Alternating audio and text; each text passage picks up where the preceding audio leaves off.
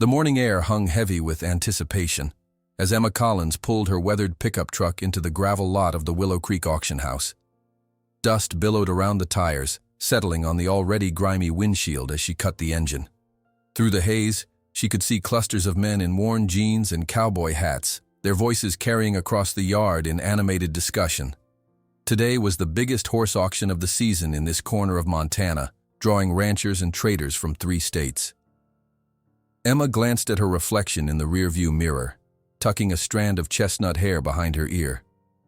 At 32, the fine lines around her eyes told stories of long days under the sun, working the small ranch she'd inherited from her grandfather.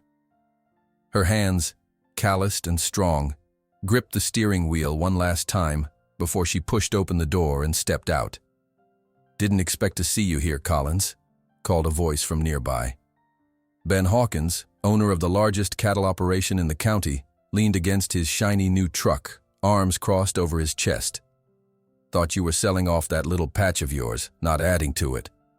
Emma forced a smile that didn't reach her eyes. "Not selling yet, Ben. Just keeping my options open." The truth was more complicated. The bank had given her 6 months to make good on the outstanding loan payments, or they'd foreclose. Her grandfather's ranch, 20 acres of good pasture, a small stable, and a house that needed more repairs than she could afford, was all she had left of her family. She'd been running it alone since his passing 3 years ago, and the drought last summer had nearly ruined her. She needed a miracle, or at least a good horse to replace Old Thunder, who died last winter. With a decent quarter horse, she could take on extra work breaking and training for other ranchers. It wasn't much of a plan, but it was all she had. The auction bell rang, summoning everyone inside. Emma followed the crowd into the large wooden building, the smell of hay, leather, and livestock filling her nostrils. She took a seat near the back, pulling out her catalog to review the lots once more. Her savings would only stretch so far, and she'd circled a few modest prospects that might fit her budget. "Ladies and gentlemen," the auctioneer announced, his voice booming through the speakers, "welcome to the Willow Creek Spring Auction. We've got 36 fine horses up for bidding today, so let's get started with Lot 1, a 3-year-old Palomino mare." Emma watched as the first few horses were led into the ring. The bidding moved quickly, with prices climbing higher than she'd anticipated. Her stomach tightened with each lot that passed. The horses she'd marked were selling for nearly double her limit. By midday, she'd almost resigned herself to leaving empty-handed when a commotion erupted outside the auction ring. Angry shouts mingled with the unmistakable sound of a horse in distress, powerful hooves against wood, high-pitched whinnies that raised the hair on the back of her neck. "Folks, we're going to take a short break," the auctioneer announced, trying to maintain his composure as the noise outside grew louder. "Seems we've got a situation with Lot 23. People rose from their seats, craning their necks to see through the doors. Emma joined the flow of curious onlookers, making her way outside to the holding pens. What she saw made her breath catch. In the largest pen, 3 handlers struggled with a magnificent black stallion. Standing nearly 17 hands high, with powerful shoulders and a gleaming coat that caught the midday sun, the horse was a vision of raw power. He reared up, front hooves slashing the air as one handler barely dodged the strike. Another man held onto a lead rope, being dragged across the dirt as the stallion wheeled and bucked. "Get another rope on him," someone shouted. "Can't get close enough," came the strained reply. The stallion's eyes were wild with fear and fury, nostrils flared red. A thin line of blood trickled from a cut above his eye where he'd struck the fence. Emma could see the magnificent animal was more terrified than vicious. "What's his story?" she asked an older man standing beside her. "That's Diablo," the man replied, shaking his head. "Brought in from the Reynolds estate sale. Old man Reynolds died last month, and his children want nothing to do with his horses, especially this one. Been a nightmare since they loaded him this morning. Nearly killed 2 handlers already." Emma watched as the stallion spun in a circle, his powerful body tense with panic and confusion. Something about his movements caught her eye, the way he favored his right side slightly, the pattern of his distress. She'd seen this before. "They'll never get him in the ring like that," someone muttered behind her. The auction manager, a portly man named Wilson, wiped sweat from his brow as he surveyed the scene. "We might have to tranquilize him or pull him from the auction altogether." "How much?" Emma heard herself ask, stepping forward. Wilson turned, surprise registering on his face. "Excuse me?" "The horse. How much are they asking?" A laugh rippled through the gathered crowd. Ben Hawkins' voice rose above the others. "Collins, you can't be serious. That beast would tear your little ranch apart and you with it." Wilson looked uncomfortable. "Miss Collins, this animal is clearly dangerous. I couldn't in good conscience." "5,000, called a new voice. A tall man in an expensive suit pushed through the crowd. James Blackwood, owner of Blackwood Stables, one of the most prestigious breeding operations in the state. "I'll give you 5,000 right now, Wilson. We can put him down humanely and salvage the bloodline for breeding. That's Midnight Prince stock. His sire won the quarter-mile at Kentucky 3 years running." Emma felt her heart sink. 5,000 was well beyond her means, and Blackwood's cold assessment made her stomach turn. The stallion, as if sensing his fate being decided, reared again, screaming his defiance. "I'll give you 2,000, Emma said, the words tumbling out before she could stop them. It was all the money she had in the world, the funds she'd set aside for the next loan payment. "But I want 10 minutes with him first." Wilson's eyebrows shot up. "Miss Collins, he's already injured 2 men. 10 minutes, she repeated firmly. "No ropes, no restraints, just me and him in the pen." A hush fell over the crowd. Blackwood snorted dismissively. "This is absurd, Wilson. The animal is clearly unmanageable. My offer stands 5,000. Wilson hesitated, looking from Emma to Blackwood to the still raging stallion. The handlers had retreated to the fence, one nursing a bloodied arm. "Let her try," called someone from the back. "Might be worth the show." Others joined in, curiosity getting the better of them. Wilson sighed. 10 minutes, Miss Collins, but I'll need you to sign a waiver first. And if you get yourself killed, it's not on my conscience." "Fair enough," Emma said, her mouth dry. As Wilson went to fetch the paperwork, Ben stepped closer. "Have you lost your mind, Emma? That monster will trample you."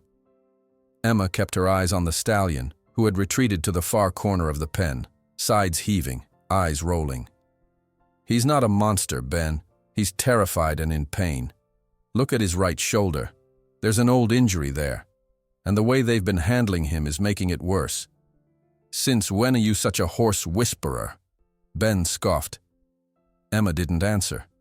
The truth was, before her grandfather's death, she'd spent 5 years working with a renowned horse trainer in Wyoming, specializing in traumatized and abused animals. She'd developed a reputation for handling cases others couldn't, but she rarely spoke about that time. After her grandfather fell ill, she'd come home to care for him and never left.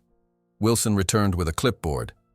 "Sign here, here, and here," he said, pointing to several lines on the form. "This basically says if you die, it's your own fault." Emma signed without hesitation, handed the clipboard back, and removed her jacket.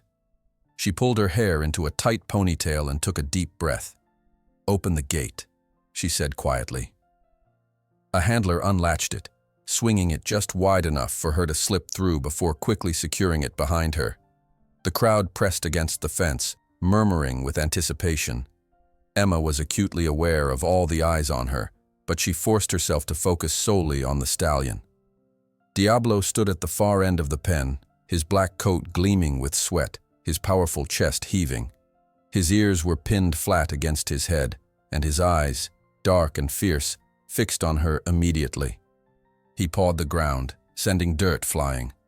Emma remained motionless just inside the gate. She kept her posture relaxed but not weak, her gaze steady but not challenging. And then she began to speak, not to the crowd, not to herself, but to him. "I see you," she said, her voice low and even. "I see your fear. I see your pain." The stallion's ear twitched, just slightly. Beyond the fence, the crowd grew silent, straining to hear what she was saying. But Emma had already forgotten they existed. In this moment, there was only the horse. Slowly, almost imperceptibly, she began to move.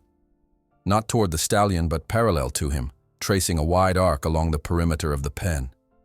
Her steps were deliberate, her eyes never leaving his. "What's she doing?" someone whispered loudly. "Giving him space," another replied. "Smart move." The stallion tracked her movement, pivoting to keep her in his sight.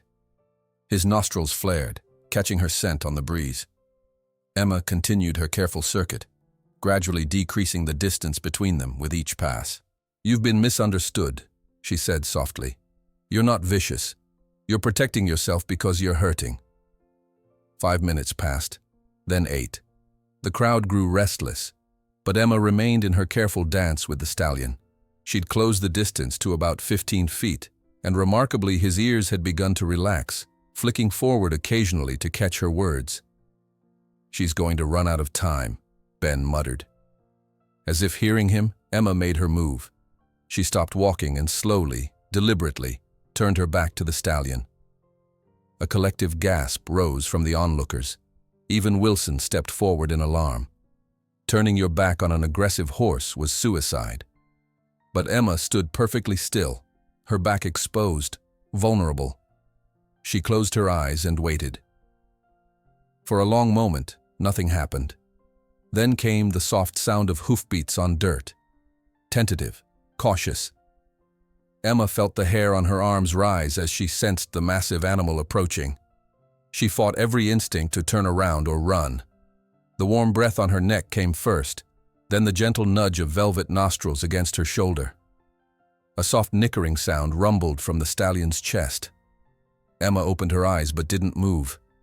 "That's it," she whispered. "That's right." Slowly she raised her hand, palm up, and held it behind her. Another moment of hesitation, then the stallion pressed his nose into her palm, his breath hot against her skin. Only then did Emma turn, moving with deliberate slowness until she faced the magnificent animal. Up close, his eyes were not wild but intelligent, wary but curious. She reached up, carefully avoiding the cut above his eye, and ran her hand down his neck. "Wilson," she called, not taking her eyes off the stallion. "I'll take him for 2,000, and I'll need a trailer." The silence that had fallen over the crowd broke into a buzz of astonished conversation. Wilson stepped forward, shaking his head in disbelief. "I've been running this auction for 20 years, and I've never seen anything like that." Blackwood pushed his way to the front, his face flushed with anger. "This is ridiculous. 5,000, Wilson. That's more than fair." But Wilson was already shaking his head. "Deal's a deal, Mr. Blackwood. Miss Collins gets first rights at 2,000. He turned to Emma, who was now gently examining the stallion's shoulder, her movements slow and respectful. "Though I still think you're crazy, Miss Collins."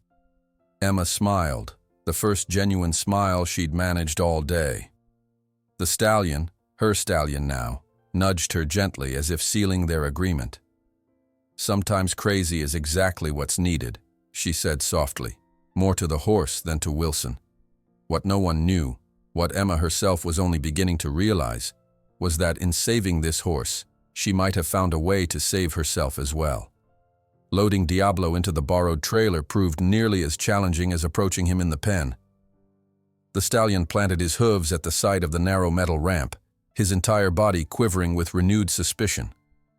Emma refused offers of help, knowing additional handlers would only escalate his anxiety.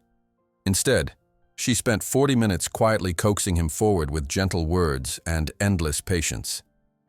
"That horse is going to be the death of you," Wilson muttered as he handed over the paperwork, watching Emma finally lead the stallion into the trailer. The massive black horse still radiated nervous energy, but he followed her, one reluctant step at a time. "He just needs someone to understand him," Emma replied, securing the trailer door with trembling hands. The adrenaline was beginning to wear off, leaving her lightheaded as the reality of her impulsive purchase sank in. $2,000, the money meant for her loan payment, gone in an instant. The drive back to her ranch was tense. Every bump in the road sent a jolt through the trailer, followed by the sound of hooves stamping and metal rattling as Diablo expressed his displeasure. Emma drove with both hands gripping the wheel, her eyes constantly flicking to the rearview mirror. The 15-mile journey seemed endless. When she finally turned onto the gravel drive leading to her property, the afternoon sun was casting long shadows across the pastures. Her grandfather's ranch, her ranch now, looked humble but welcoming. The white farmhouse needed a fresh coat of paint, and the red barn's roof had seen better days, but the fenced pastures were lush with spring grass, and a small apple orchard bloomed with pink and white blossoms near the eastern border. Emma backed the trailer up to the largest paddock, which was enclosed with sturdy wooden fencing her grandfather had built by hand. Before opening the trailer, she surveyed the area, making sure there was nothing that might spook Diablo further. Satisfied, she took a deep breath and unlatched the door. For a moment, nothing happened. Then, like a black lightning bolt, Diablo burst from the trailer, nearly knocking Emma aside as he charged into the paddock. He galloped the perimeter at full speed, nostrils flared, tail held high. Emma watched, heart in her throat, as he tested every section of the fence, looking for weaknesses. Finding none, he eventually slowed, sides heaving, and turned to face her with wary eyes. "Welcome home," Emma said softly. "It's just you and me now." As she carried her few purchases from the auction, a new halter, specialized liniment for his shoulder, and some grain, into the barn, Emma tried to quiet the voice of doubt in her head. What had she done?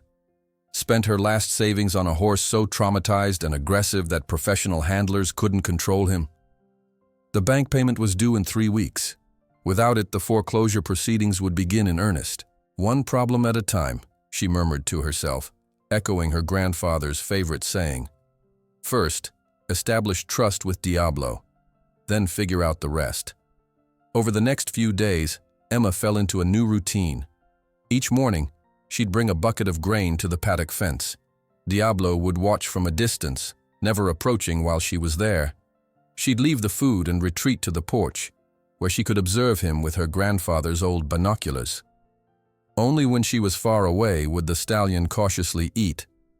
In the afternoons, she'd enter the paddock and simply sit in the center with a book, reading aloud so he could grow accustomed to her voice.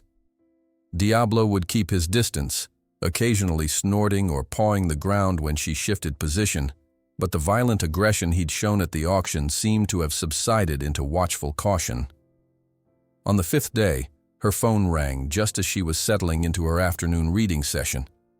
The caller ID showed Ben Hawkins's name. "Heard you made it home with that death wish of yours," he said, without preamble when she answered. "He has a name, Ben. It's Diablo." "Fitting," Ben chuckled. "Listen, Emma, I'm not calling to give you grief. Word's getting around about what you did at the auction. Taylor Myers over in Jericho County has a mare that's been giving his stable hands hell. He asked if you might take a look." Emma blinked in surprise. "He wants me to look at his horse?" "Seems that way. Said he'd pay $400 for a consultation. Thought you might be interested considering your financial situation." Emma bristled at his tone, but couldn't deny the flutter of hope in her chest. $400 would help with the immediate bills, if not the bank loan. "Tell him I'll come by tomorrow morning," she said after a moment's consideration. "But I make no promises." "Fair enough. I'll let him know." Ben paused. "And Emma? Be careful with that stallion. Whatever magic you worked at the auction might not last." After hanging up, Emma returned her attention to Diablo, who was grazing at the far end of the paddock. "Hear that, boy? People are talking about us." The stallion's ear flicked in her direction, but he didn't look up from the grass. That evening, as the sun dipped below the horizon, Emma sat on her porch with a cup of coffee, watching Diablo in the fading light. The past week had been peaceful, if not particularly productive. The stallion tolerated her presence now, but showed no interest in human connection. "What happened to you?" she wondered aloud. Old Man Reynolds had been known as a fair horseman, not cruel but not particularly gentle either. Whatever had traumatized Diablo likely went back further than his time on the Reynolds ranch. As darkness fell, Emma rose to return inside when a flash of headlights on the road caught her attention. A truck was turning onto her property. an unfamiliar black pickup that moved slowly up her drive, gravel crunching beneath its tires. Emma set her coffee down, instantly alert. She rarely received visitors, especially after sunset. As the truck came to a stop, she recognized the tall figure that emerged. James Blackwood, still dressed impeccably despite the late hour. "Mr. Blackwood," she called from the porch, making no move to invite him closer. "This is unexpected." Blackwood approached, his expensive boots looking out of place on her dusty drive. "Miss Collins, I hope I'm not disturbing you." His tone suggested he didn't particularly care if he was. "It's late," Emma replied. "What can I do for you?" Blackwood's gaze drifted past her to where Diablo stood in the paddock, now alert to the visitor's presence. "I've come to make you an offer. 5,000 for the Stallion, more than double what you paid." Emma's eyebrows rose. "He's not for sale." 7,000 then. Be reasonable, Miss Collins. Everyone knows your situation. The bank's deadline is approaching, and that horse isn't going to save your ranch. His voice was smooth, practiced. "I have the resources to manage him properly, to honor his bloodline." "By putting him down and using him for breeding stock only?" Emma crossed her arms. "That's not management, Mr. Blackwood. That's a waste of a magnificent animal." Blackwood's expression hardened. 10,000. Final offer. That would cover your bank payment with plenty to spare. You could start fresh, maybe buy a more suitable horse for your needs. For a brief, terrible moment, Emma was tempted. $10,000 would indeed solve her immediate problems. She could make the loan payment, fix the barn roof, maybe even hire help to expand her training business.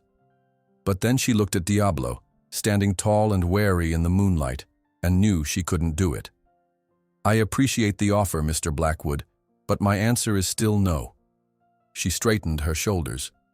"Now, if you'll excuse me, it's been a long day."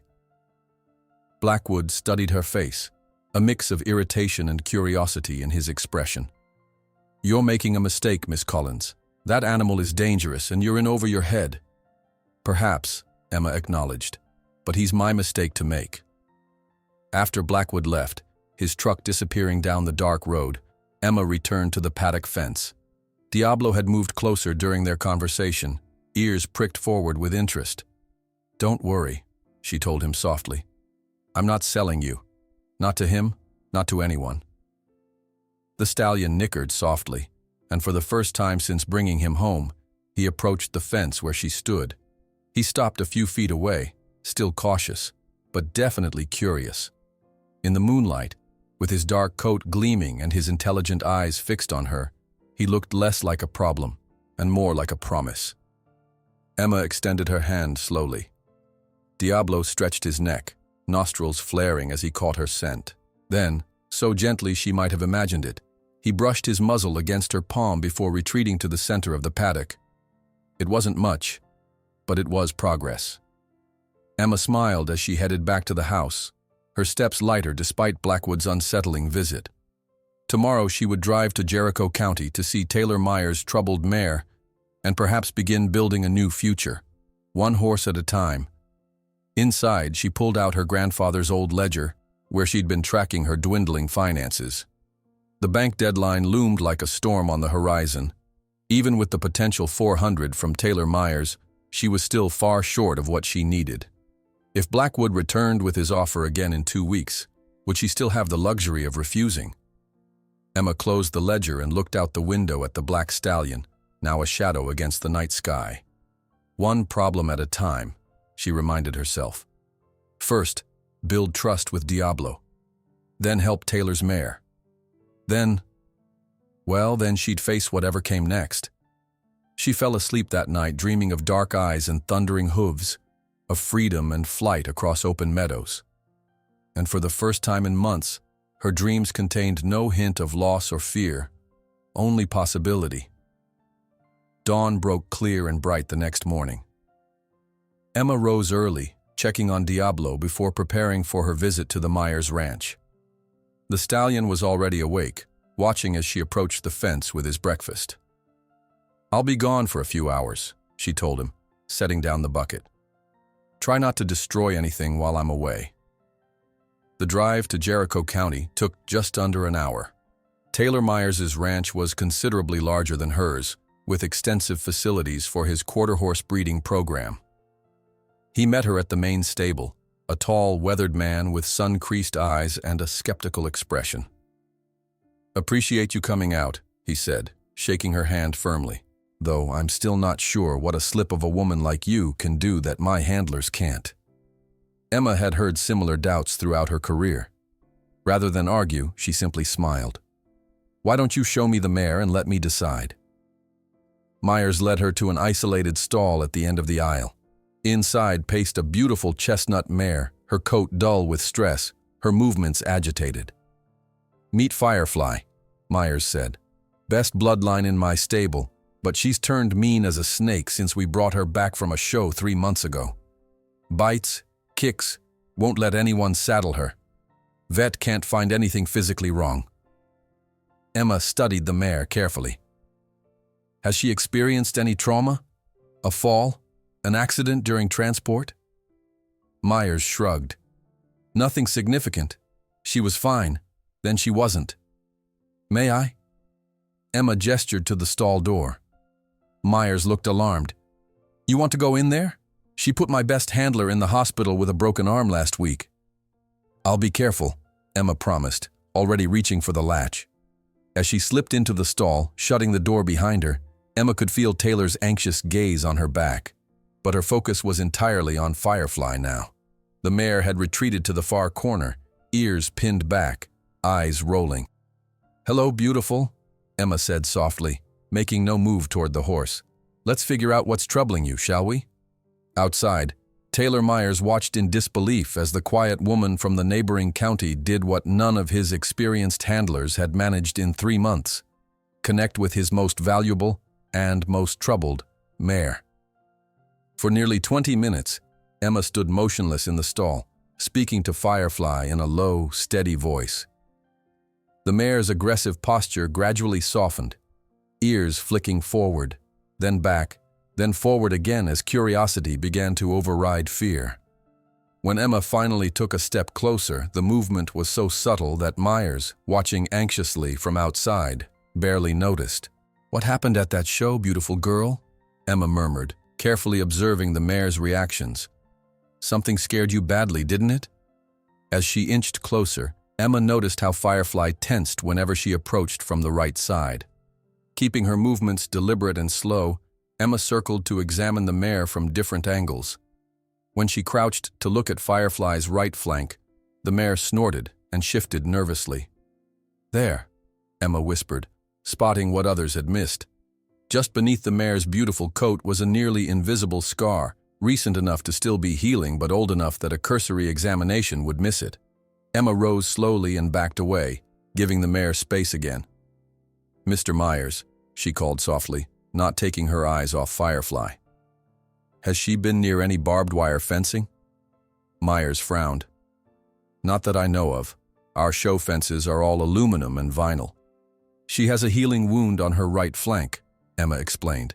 "And judging by her reaction, it's still painful. I'd guess she got caught on something sharp, maybe backstage at the show venue, or during transport.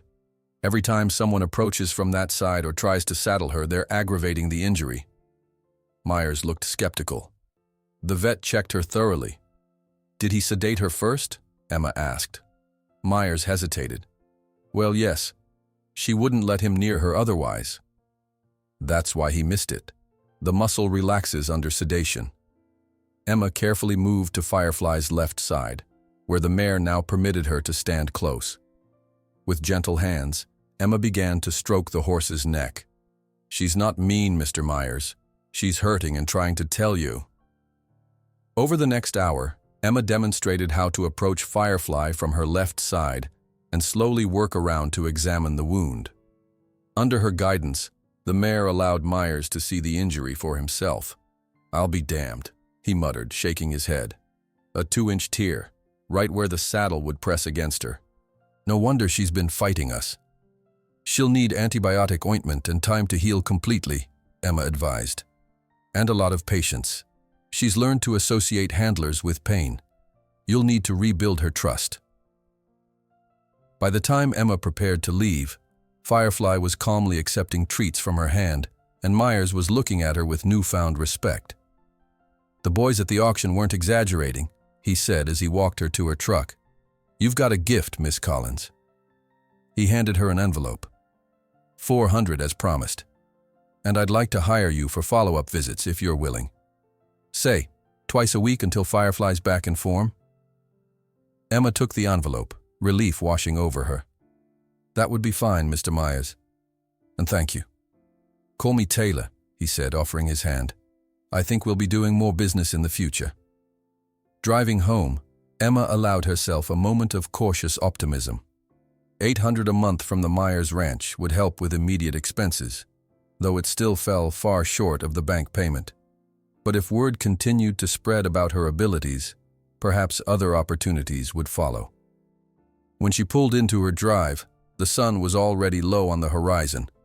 She hurried to check on Diablo, finding him standing alertly at the fence, as if he'd been watching for her return. "Hey there," she called, approaching with a handful of carrots she'd purchased at a roadside stand. "Miss me?" To her surprise, the stallion didn't retreat as she neared the fence.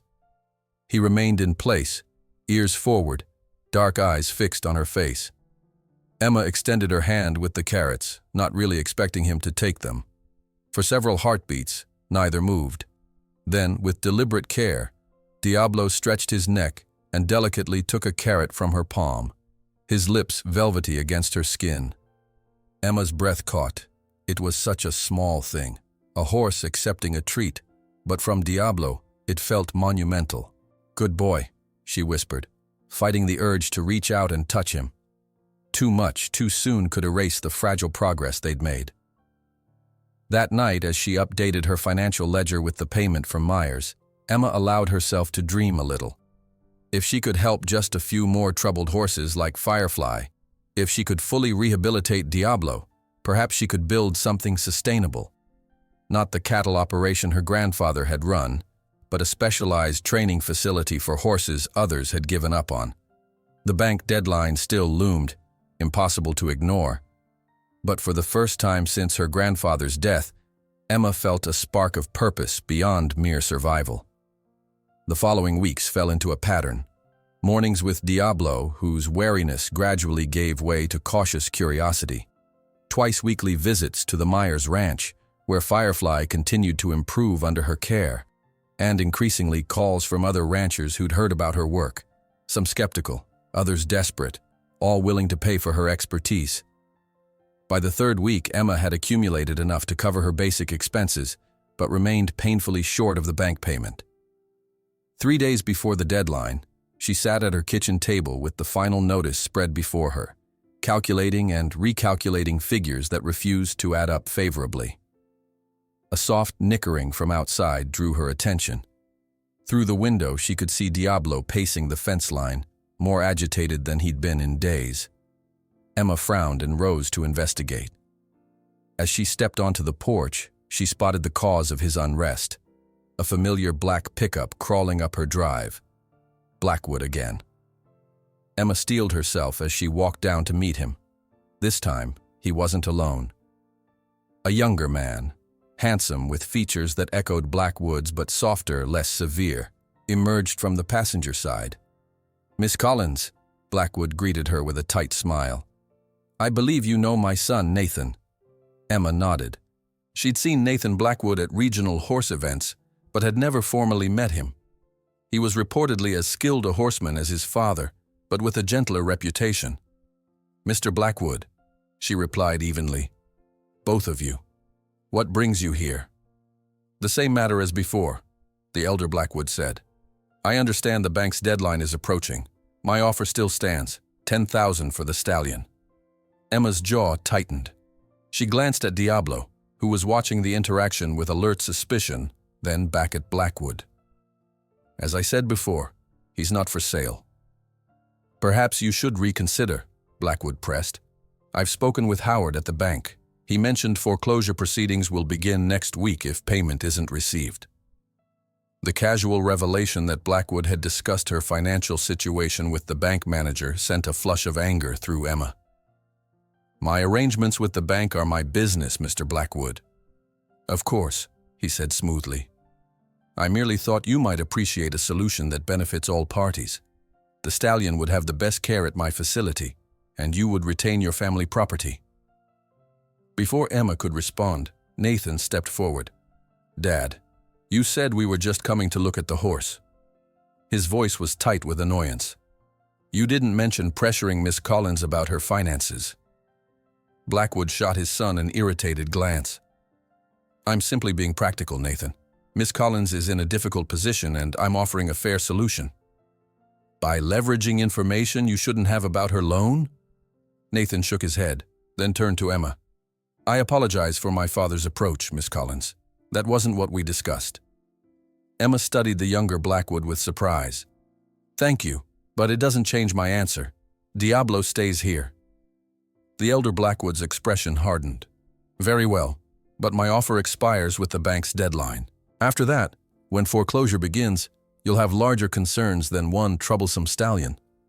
He turned back toward the truck. "Nathan, we're leaving." "Actually," Nathan said, not moving, "I'd like a moment to speak with Miss Collins. I'll find my own way back." His father looked startled, then annoyed. "Don't be ridiculous. We have appointments this afternoon." "I'll manage," Nathan insisted firmly. After a tense silence, Blackwood gave a curt nod and climbed into his truck. The vehicle retreated down the drive in a cloud of dust, leaving Emma and Nathan standing awkwardly in its wake. "I'm sorry about that," Nathan said once his father was out of earshot.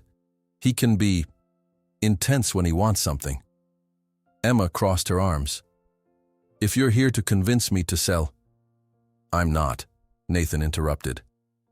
"Actually, I've been hoping to meet you properly since I heard what you did at the auction. That was impressive work." Despite her suspicion, Emma felt herself warming slightly to his sincere tone. "Thank you, but I'm still not interested in selling." "I understand," Nathan said. "That's not why I stayed." He hesitated. "I have a proposition of a different sort.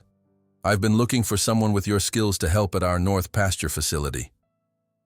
Emma frowned. "Your father doesn't seem like the type to hire outside trainers." "He's not," Nathan agreed with a wry smile. "But the North Pasture operation is mine, not his. I've been developing a rehabilitation program for traumatized horses, mostly rescued from abuse or neglect situations. I could use someone with your understanding of equine psychology." Emma's eyebrows rose in surprise. "I wasn't aware Blackwood Stables had such a program." "It's relatively new," Nathan explained, "and my father tolerates it rather than endorses it.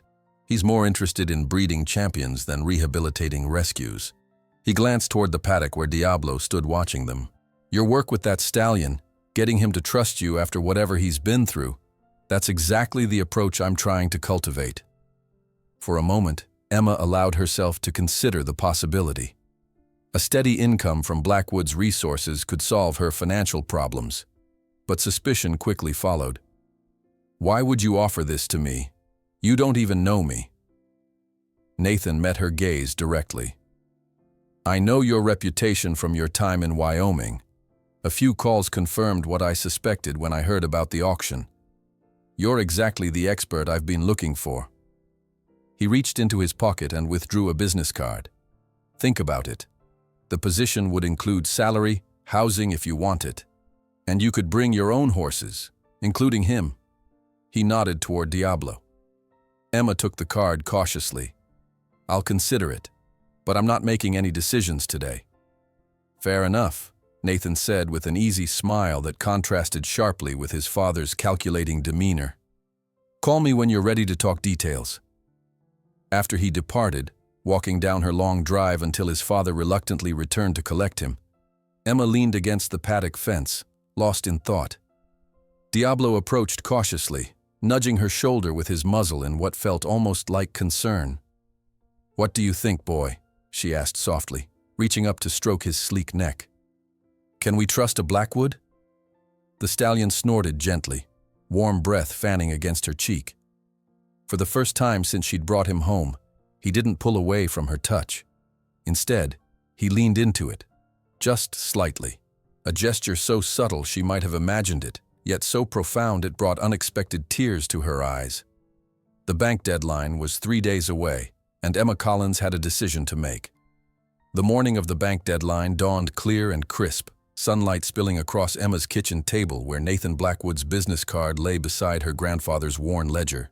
After 3 days of internal debate, phone calls to verify Nathan's claims, and sleepless nights weighing her options, she still hadn't reached a decision.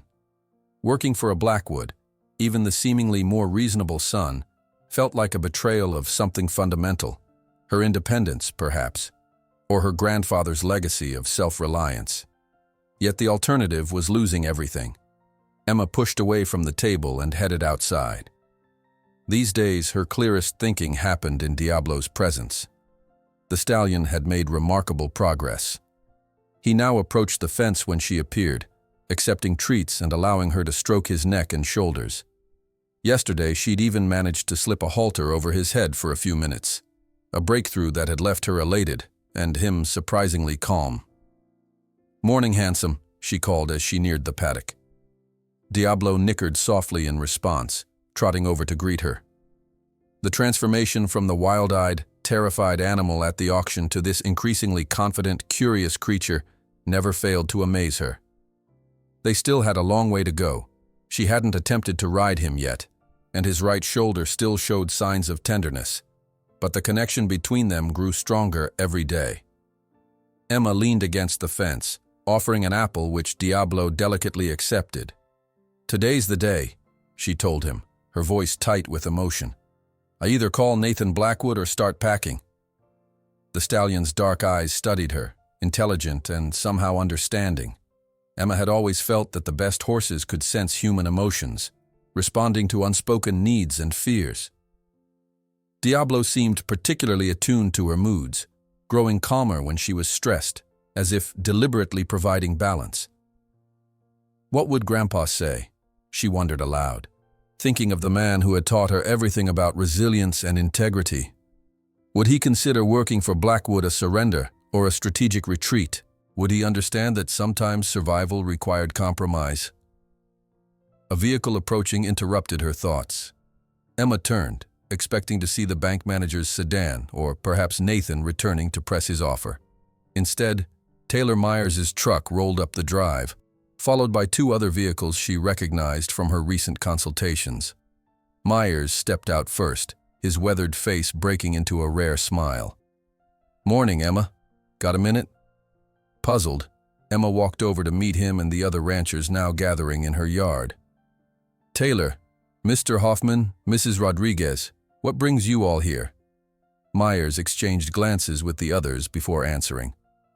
"Word is, today's your deadline with the bank." Emma stiffened. News travels fast. "Small community," Myers acknowledged with a shrug. "Anyway, we've been talking. That mare of mine, Firefly, she's worth more than my entire herd combined now that she's back in form. Rodriguez here says her stallion's temperament has improved so much since your work that she's getting breeding requests again." Mrs. Rodriguez, a tiny woman with iron gray hair and the straight spine of a lifelong rider, nodded firmly. $3,000 in stud fees already. Couldn't have done it without you, Miss Collins. "And my blue," added Hoffman, a stoic cattle rancher who rarely spoke more than necessary. "Hasn't thrown a rider since you figured out that saddle fit issue. Saved me from selling him at a loss." Emma looked from face to face, touched by their acknowledgement, but uncertain why they'd all arrived together on this particular morning. "I appreciate that. I'm glad I could help." Myers cleared his throat. "Thing is, Emma, we figure you've saved us collectively a fair bit of money and heartache. And we've heard Blackwood's been sniffing around, trying to poach your talents." "He made me a job offer," Emma admitted cautiously. "Figured as much," Myers said with a grimace. "That man's been trying to monopolize every aspect of the horse business in this county for years. Doesn't sit right with the rest of us independent operators." Mrs. Rodriguez stepped forward, her manner brisk. "We have a counter-proposal. The 3 of us, plus Jensen and Whitaker, who couldn't make it today, Want to retain your services on an ongoing basis. Exclusive consulting for our operations, regular visits to work with our problem cases, and emergency availability when needed. Hoffman nodded. Fixed monthly fee, contract for a year to start. Emma's heart began to race. That's very generous, but $8,000 a month, Myers cut in. Split between the 5 of us, it's manageable. For you, it's steady income doing what you clearly do best. The figure hit Emma like a physical blow. $8,000 monthly would more than cover her bank payment and operating expenses. It would allow her to keep her ranch, work with Diablo at her own pace, and build the rehabilitation program she'd been dreaming of. Why? She asked, genuinely bewildered by their generosity. I've only worked with you all for a few weeks. Mrs. Rodriguez smiled. Because we need you, Miss Collins. Good horse people are rare enough. Someone with your particular talents? Even rarer. And because none of us want to see Blackwood add another piece to his empire, Myers added bluntly. You staying independent benefits all of us in the long run. Emma looked back at Diablo, who was watching the gathering with alert interest. Then she gazed at her grandfather's house, the barn that needed repairs, the pastures that had been in her family for 3 generations. A future suddenly stretched before her, one where she could stay, build, and grow without surrendering to Blackwood's influence. I'd need a formal contract, she said finally, her voice steady despite the emotion threatening to overwhelm her. And I'd want to clarify emergency availability terms. Myers grinned. Already had my lawyer draw something up. We can adjust as needed, of course. 2 hours later, after reviewing and signing the preliminary contract, Emma stood alone in her yard again, still stunned by the morning's developments. The ranchers had departed, but not before Myers handed her a check for the first month's payment, enough to satisfy the bank and begin repairs on the barn roof. Feeling almost lightheaded with relief, Emma returned to Diablo's paddock. The stallion approached immediately, sensing her changed mood. We're staying, she told him, reaching over the fence to stroke his gleaming coat. This is still our home. On impulse, Emma opened the paddock gate and stepped inside. They had progressed to this point over the past weeks, her entering his space briefly, respecting his boundaries, always letting him set the pace of their interactions. But today felt different. Today felt like a new beginning.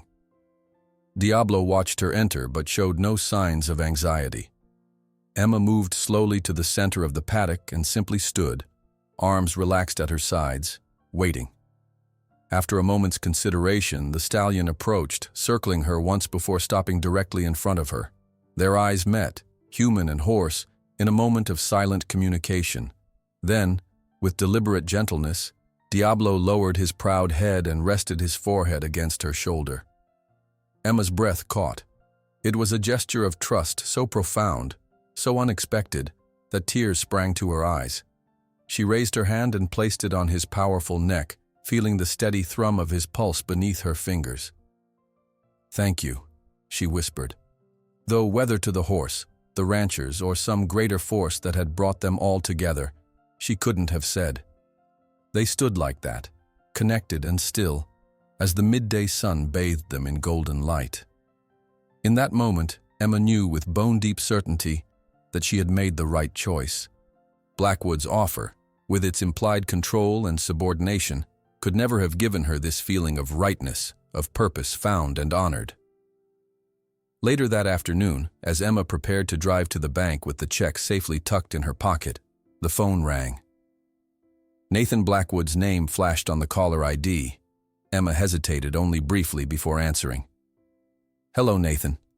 Emma, he greeted her, his tone friendly. I was hoping to hear your decision about my offer. I appreciate the opportunity, she said carefully, but I've decided to pursue another path. Some local ranchers have contracted me as their exclusive equine behavior consultant. A brief silence followed. I see, Nathan said finally. Taylor Myers and his crowd, I presume. Yes, Emma acknowledged, surprised by his quick deduction. Nathan's laugh held no malice, only resignation. I should have expected that. My father won't be pleased. He's not used to losing bidding wars. But I understand your choice. It's not just about the money, Emma felt compelled to explain. It's about staying independent, building something that's truly mine. I respect that, Nathan said, and she believed him. Though I hope this doesn't mean we can't collaborate professionally in the future. My rehabilitation program could benefit from your expertise, even on a consulting basis. Emma considered this. Nathan seemed genuinely different from his father, more principled, less driven by acquisition and control. Perhaps. Let me get established with my current commitments first. Fair enough, he agreed. And Emma? I'd still like to see how you're progressing with that stallion sometime. As a colleague, not a potential buyer. After hanging up, Emma grabbed her truck keys and the bank check, pausing at the paddock to tell Diablo she'd return soon. The stallion watched her go with calm eyes, secure now in the knowledge that she always came back. Driving toward town, Emma felt a sense of possibility unfurling within her. The immediate crisis had passed, but more importantly, she had found her purpose, helping troubled horses and the people who loved them, building on her grandfather's legacy while creating something uniquely her own. The road ahead would have challenges, certainly. Rehabilitating Diablo fully, establishing a formal business structure for her consulting work, navigating the complex dynamics of the local horse community, including the ever-present influence of the Blackwoods. But for the first time in years, Emma Collins was looking forward to those challenges rather than dreading them. She had a stallion who trusted her, clients who valued her, and a home that remained hers. It was, she reflected with a smile, far more than she dared hope for when she drove to the auction that fateful morning just weeks ago. Summer unfurled across the valley, painting Emma's pastures in rich greens and golds. 3 months had passed since the day the local ranchers had saved her from foreclosure, and the transformation of her life, much like the transformation of her stallion, had been remarkable. The old barn now sported a new roof and reinforced stalls. The fencing around the property had been repaired, allowing Emma to open additional paddocks for the occasional boarding clients she'd begun to accept. Most significantly, she'd converted her grandfather's old workshop into a simple office where she kept meticulous records of her consultations and Diablo's ongoing rehabilitation.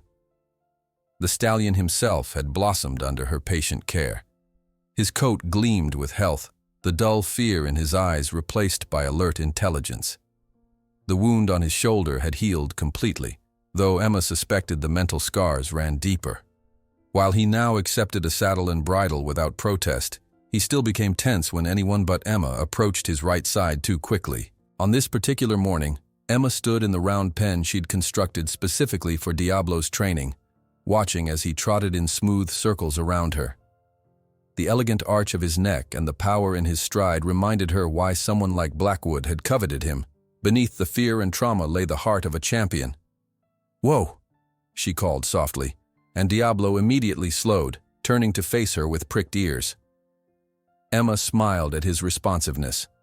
"Good boy. Let's try something new today." Until now, she'd only ridden him at a walk, building his confidence and trust. Today, she planned to ask for more. A trot, perhaps even a canter if he seemed ready. As she approached with the saddle, Diablo lowered his head in acceptance, a far cry from the terrified animal who had nearly trampled handlers at the auction. "There's my brave boy," Emma murmured as she tightened the girth and checked that everything was secure. With practiced ease, she swung into the saddle, settling her weight carefully. Diablo remained calm beneath her, responsive to the subtle pressure of her legs as she guided him around the pen. After a thorough warm-up at a walk, Emma drew a deep breath and applied gentle pressure with her calves. "Trot on," she encouraged, keeping her voice relaxed despite her racing heart. Diablo hesitated for just a moment, then stepped smoothly into a trot. Emma kept her hands soft on the reins, allowing him to find his rhythm without interference. The powerful muscles beneath her flexed and released as he moved with increasing confidence, his stride lengthening as he realized no pain or punishment would follow this new request. Emma couldn't suppress her grin. This was the moment she'd been working toward for months, Diablo carrying her willingly, trusting her leadership without fear. She guided him through several circuits of the pen, then gradually slowed him back to a walk. "Perfect," she praised, leaning forward to pat his neck. "Absolutely perfect." A sound of applause startled them both. Emma turned to see Taylor Myers leaning against the fence, his weathered face creased in a rare smile. "Impressive," he called as Emma guided Diablo to the gate. "That's one smooth-moving animal when he's not trying to kill someone." Emma dismounted, giving Diablo a reassuring stroke as he eyed the visitor warily. He was never trying to kill anyone. He was just terrified and in pain. Myers nodded, his expression turning serious. "That's why I'm here, actually. Got another case I think might be up your alley." After unsaddling Diablo and turning him out into the paddock with fresh water, Emma joined Myers on her porch. Over iced tea, he explained the situation. A valuable mare brought in from Kentucky had developed a habit of rearing violently whenever approached with a bridle. "Owners are at their wits' end," Myers concluded. "They've tried 3 different trainers already, all with the same result. Horse nearly crushed someone last week." Emma frowned thoughtfully. "Sounds like she might have a mouth or tooth issue that makes the bit painful. Has she had a thorough dental exam?" "That's what I suggested, but apparently the vet checked and found nothing." Myers shrugged. "Thought you might want to take a look. They're paying top dollar for anyone who can solve the problem." "I'll go tomorrow," Emma agreed. Her schedule was already full with regular consultations, but she rarely turned down cases of troubled horses. Each one taught her something new, refining her understanding and techniques. After Myers left, Emma spent the afternoon catching up on paperwork. The business side of her operation, invoicing, taxes, insurance, still felt foreign compared to the natural ease she felt working with horses. But necessity had made her a quick study, and the steady income from her contracts with the local ranchers had allowed her to establish a proper business structure. As evening approached, Emma wandered back out to check on Diablo. The stallion stood at the fence line, watching the road with unusual alertness. Following his gaze, Emma spotted a familiar black pickup approaching. Her stomach tightened instinctively, but relaxed when she recognized the driver as Nathan Blackwood, rather than his father. In the months since she'd declined his job offer, Nathan had kept a respectful distance, though they occasionally crossed paths at regional equine events. "Evening, Emma," he called as he stepped from the truck. Unlike his previous visits, he came alone, dressed casually in jeans and a simple button-down shirt, rather than the business attire he typically wore at his father's side. "Nathan," she acknowledged, moving to meet him. "This is unexpected." He smiled ruefully. "I was in the area and thought I'd stop by to see how your project is progressing." He nodded toward Diablo. "Word is you've been working wonders with him." Emma studied him, trying to discern if there was an ulterior motive behind his visit. "He's coming along well. We had a breakthrough this morning, actually. First time at a trot under saddle." "That's fantastic," Nathan said, and his enthusiasm seemed genuine. "Would you mind if I observed him a bit?" Purely professional curiosity. Though still cautious, Emma led him to the paddock fence. Diablo approached warily, nostrils flared as he caught the unfamiliar scent. "He's filled out nicely," Nathan observed, keeping his voice low and his movements minimal. "His top line has developed well. You've done remarkable work with his physical condition." "It's mostly good nutrition and consistent exercise," Emma replied, though she appreciated the knowledgeable assessment. "The real progress has been in his trust." They stood in companionable silence, watching as Diablo drifted away to graze, occasionally glancing back at them with cautious interest. "My father still asks about him, you know," Nathan said finally. "Can't quite believe someone turned down his offer." Emma tensed slightly. "Is that why you're here? Another attempt to buy him?" Nathan shook his head firmly. "No, my father and I have different approaches to horses and business." He hesitated. "Actually, I came to invite you to an event we're hosting next month at the North Pasture facility. An open house for the rehabilitation program." Emma's eyebrows rose in surprise. "I didn't realize your program had advanced that far." "It's been a good summer," Nathan replied with a smile. "We've had several successful rehabilitations, and I've secured enough independent funding to expand. I thought having you there, as a respected colleague in the field, would lend credibility to what we're trying to accomplish. The invitation was unexpected but not unwelcome. Despite her initial suspicions about the Blackwood family, Emma had heard positive things about Nathan's program from other professionals in the region. "I'd be happy to attend," she said after a moment's consideration. "Though I'm curious why you're extending this olive branch. Our families haven't exactly been friendly over the years." Nathan's expression turned thoughtful. "That's mostly been my father's doing, and frankly it's bad for the horses and the industry. I'm trying to take a different approach." He glanced at Diablo again. "Besides, anyone who could turn that frightened, aggressive stallion into the calm, trusting animal I see now is someone I want to know better professionally." As he prepared to leave, Nathan paused. "One more thing. I've been meaning to tell you. That injury on his right shoulder? I finally discovered where it came from." Emma's attention sharpened. "Oh?" "He was trained by Carson Facilities before my father purchased him for breeding. They're known for aggressive methods with spirited horses." Nathan's jaw tightened.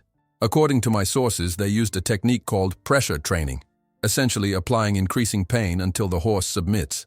In Diablo's case, it backfired spectacularly." A cold anger filled Emma at the thought of what Diablo must have endured. That explains a lot about his reactions. "I thought you should know," Nathan said quietly. "It might help with his ongoing rehabilitation." After Nathan departed, Emma returned to Diablo's side, processing this new information. The stallion nudged her gently with his muzzle, as if sensing her distress. "No wonder you were so terrified," she murmured, stroking his neck. "But that's behind us now. No one will ever hurt you that way again." As darkness settled over the ranch, Emma found herself reflecting on Nathan's visit. The revelation about Diablo's past was valuable, certainly, but she also found herself intrigued by the possibility of professional collaboration with the younger Blackwood. If his rehabilitation program was truly as principled as he claimed, it could benefit countless horses in the region. Of course, James Blackwood's shadow still loomed large. His reputation for ruthless business practices and prioritizing profit over animal welfare was well established. Could the son truly be forging a different path? Or was this invitation simply a more subtle approach to the same end his father had pursued directly? Emma had no answers yet, but as she watched Diablo peacefully grazing in the moonlight, a horse transformed by patience and understanding, she felt a renewed conviction in her own path. Whatever came next, whether collaboration or continued independence, she would stay true to the principles that had guided her work from the beginning. The summer stars emerged one by one above the valley, and Emma Collins allowed herself a moment of pure contentment. 3 months ago, she had faced the loss of everything. Now she stood on solid ground, financially, professionally, and emotionally, with new possibilities unfolding before her like the vast Montana sky. The Blackwood North Pasture facility stretched before Emma like a horse lover's paradise. Lush paddocks bordered by white fencing, a state-of-the-art indoor arena, and a gleaming stable complex that could easily house 50 horses in comfort. It was a far cry from her modest ranch, yet as she parked her truck among the luxury vehicles lining the drive, Emma felt a surprising absence of envy. Her operation might be smaller, but it was hers, built on honest work rather than generations of accumulated wealth. Today's open house had drawn an impressive crowd. Ranchers, trainers, veterinarians, and wealthy owners from across 3 states mingled in the courtyard, sipping champagne and exchanging industry gossip. Emma, dressed in her best jeans and a crisp white blouse, felt distinctly out of place among the designer outfits and polished boots that had never seen real mud. "Emma, you made it!" Nathan appeared at her side, his smile genuine as he offered her a glass of lemonade rather than champagne, a thoughtful acknowledgement of her preference for non-alcoholic beverages at professional events. "I was beginning to think you might have changed your mind. Just running a bit late," she explained, accepting the drink. "Diablo decided this morning was perfect for testing the integrity of my new paddock fencing."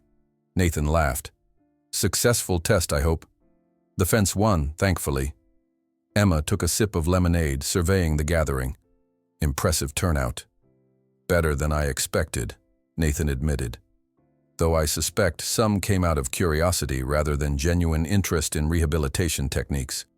We're about to start the demonstration in the arena. Would you like to join me? Emma followed him through the crowd, noticing how people parted respectfully for Nathan while eyeing her with curious glances. Clearly, word had spread about her connection to the stallion no one could control and her unconventional rise in the local horse community. The indoor arena was magnificent, spacious, with perfect footing and excellent lighting. Bleachers along one side were already filling with guests. Nathan led Emma to a reserved seat in the front row, then excused himself to prepare for the presentation. "Miss Collins, isn't it?" The woman who slid into the seat beside her was elegantly dressed, with the keen eyes of a serious equestrian. "I'm Vanessa Hargrove. I believe you've been working with Taylor Myers's Firefly." Emma nodded, recognizing the name of one of the largest mare owners in the region. "Yes, she's coming along beautifully." "So I've heard. Taylor tells me you're something of a miracle worker." Vanessa studied her with frank assessment. "I have a 3-year-old filly with tremendous potential, but a dangerous habit of bolting under saddle. Taylor suggested I speak with you." Before Emma could respond, the lights dimmed slightly, and Nathan walked to the center of the arena. Beside him stood a handler leading a nervous gray gelding whose eyes rolled with anxiety at the crowd. "Ladies and gentlemen," Nathan began, his voice carrying easily through the space, "thank you for joining us today. At Blackwood North Pasture, we believe that many so-called problem horses are simply responding to past trauma or mishandling. Our rehabilitation program focuses on rebuilding trust through patient, consistent techniques rather than force or punishment." He gestured to the gray horse. "This is Phantom. 6 months ago, he was considered dangerous, attacking handlers, refusing to be stalled, and virtually unrideable. Rather than traditional breaking methods, we employed a gradual desensitization approach." Over the next half hour, Nathan and his team demonstrated their work with Phantom and 2 other previously troubled horses. Emma watched with growing respect as each animal performed calmly and confidently through a series of exercises that would have triggered their fear responses months earlier. Nathan's methods aligned closely with her own, prioritizing the horse's emotional state, identifying the root causes of behavioral issues, and applying consistent, compassionate training techniques. It was impressive work, made more so by the resources he had invested in the program. When the demonstration concluded to enthusiastic applause, Vanessa turned to Emma. "Remarkable progress with those animals. I'd still like to discuss my filly if you're interested." "Of course," Emma replied, taking the business card Vanessa offered. "Call me next week and we can arrange a consultation." As the crowd dispersed toward the refreshment tent, Nathan rejoined Emma, his face flushed with the success of the presentation. "What did you think?" "I'm impressed," she admitted candidly. "Your approach is solid and the results speak for themselves." "High praise coming from you," Nathan said with a smile. "Would you like a tour of the rest of the facility?" Emma agreed, and they set off toward the stable complex. Nathan showed her the specialized stalls designed for traumatized horses, the hydrotherapy unit for rehabilitation of physical injuries, and the carefully designed turnout areas that provided both security and freedom for their equine residents. "This is all your vision?" Emma asked, as they walked between paddocks where contented horses grazed. Nathan nodded, his expression thoughtful. "My father built Blackwood stables on winning, whatever the cost. I've always believed there's another way." He glanced at her. "That's why I was so interested in your work with Diablo. You saw value in a horse everyone else had written off." "Speaking of my father," he continued, his tone shifting slightly, "he's here today, and he's been asking about you." Emma stiffened. "I'm not interested in revisiting his offer to buy Diablo." "I know," Nathan assured her quickly, "and I've made that clear to him. But he does have a proposition of a different sort. He's in the conference room now, if you're willing to hear him out." Curiosity warred with caution in Emma's mind. James Blackwood was not a man to accept defeat graciously, yet she couldn't deny a certain interest in what new angle he might be pursuing. "All right," she agreed finally. "But I'm making no promises. The conference room occupied a corner of the administrative building, its windows overlooking the entire complex. James Blackwood stood at the head of a polished table, examining documents with the intense focus of a predator. He looked up as they entered, his expression unreadable. "Miss Collins," he greeted her with cool civility. "Thank you for joining me." Emma nodded but said nothing, waiting for him to reveal his purpose. "I'll come straight to the point," Blackwood said, sliding a folder across the table toward her. "Carson Facilities has approached me about purchasing one of their stallions for breeding purposes. Before proceeding, I wanted your assessment." Emma opened the folder cautiously. Inside were photographs and records for a magnificent bay stallion with breeding lines that made her eyebrows rise. "Impressive animal," she acknowledged. "But why ask me?" "Because," Blackwood replied, "this stallion was trained in the same program as Diablo, using the same methods. I need to know if he's likely to present the same challenges." Emma studied the older man, surprised by the implicit acknowledgement that he had been wrong about Diablo. "You're concerned about investing in another traumatized horse. I'm concerned about wasting money and time," Blackwood corrected sharply. "Carson assures me this animal is stable, but given our history with Diablo, I find myself skeptical." Nathan stepped forward. "What my father is trying to say is that your expertise with traumatized horses is valuable, and we'd like to contract your services for an evaluation before making this purchase." Emma leafed through the documentation thoughtfully. The opportunity to identify another horse potentially suffering under Carson's methods and perhaps prevent the purchase altogether was compelling. Yet working directly with James Blackwood would be complicated at best. "I'd want complete autonomy in my assessment," she said finally. "No pressure to approve the purchase, regardless of the investment at stake." "Of course," Nathan agreed immediately. His father's response was more measured. "Provided your assessment is based on objective observations rather than personal bias against Carson's methods, I can agree to those terms." Emma studied him, sensing there was more to this request than a simple pre-purchase evaluation. "Why me, Mr. Blackwood? You have access to top trainers and veterinarians." A flicker of something, respect, perhaps, or simply calculation, crossed Blackwood's face. "Because you were right about Diablo when everyone else, including me, was wrong. That type of insight has value, Miss Collins, regardless of our past differences." The admission, however grudging, surprised her. "When would you need this evaluation?" "Carson has given us a 1-week window," Nathan explained. "The stallion is currently at their Kentucky facility.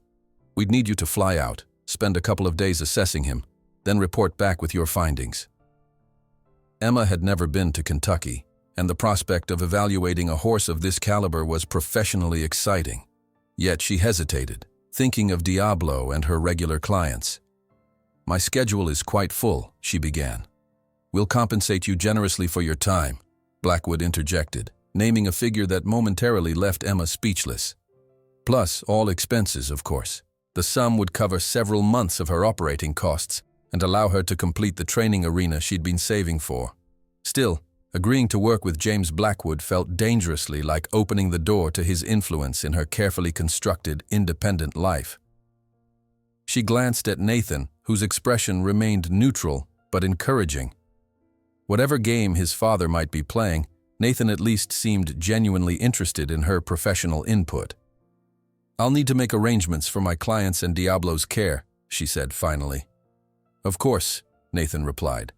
"We can have the contract drawn up today, and you can fly out at the end of the week."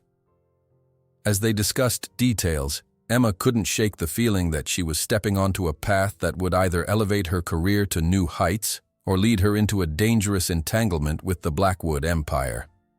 The older man's sudden respect for her abilities seemed too convenient, too calculated.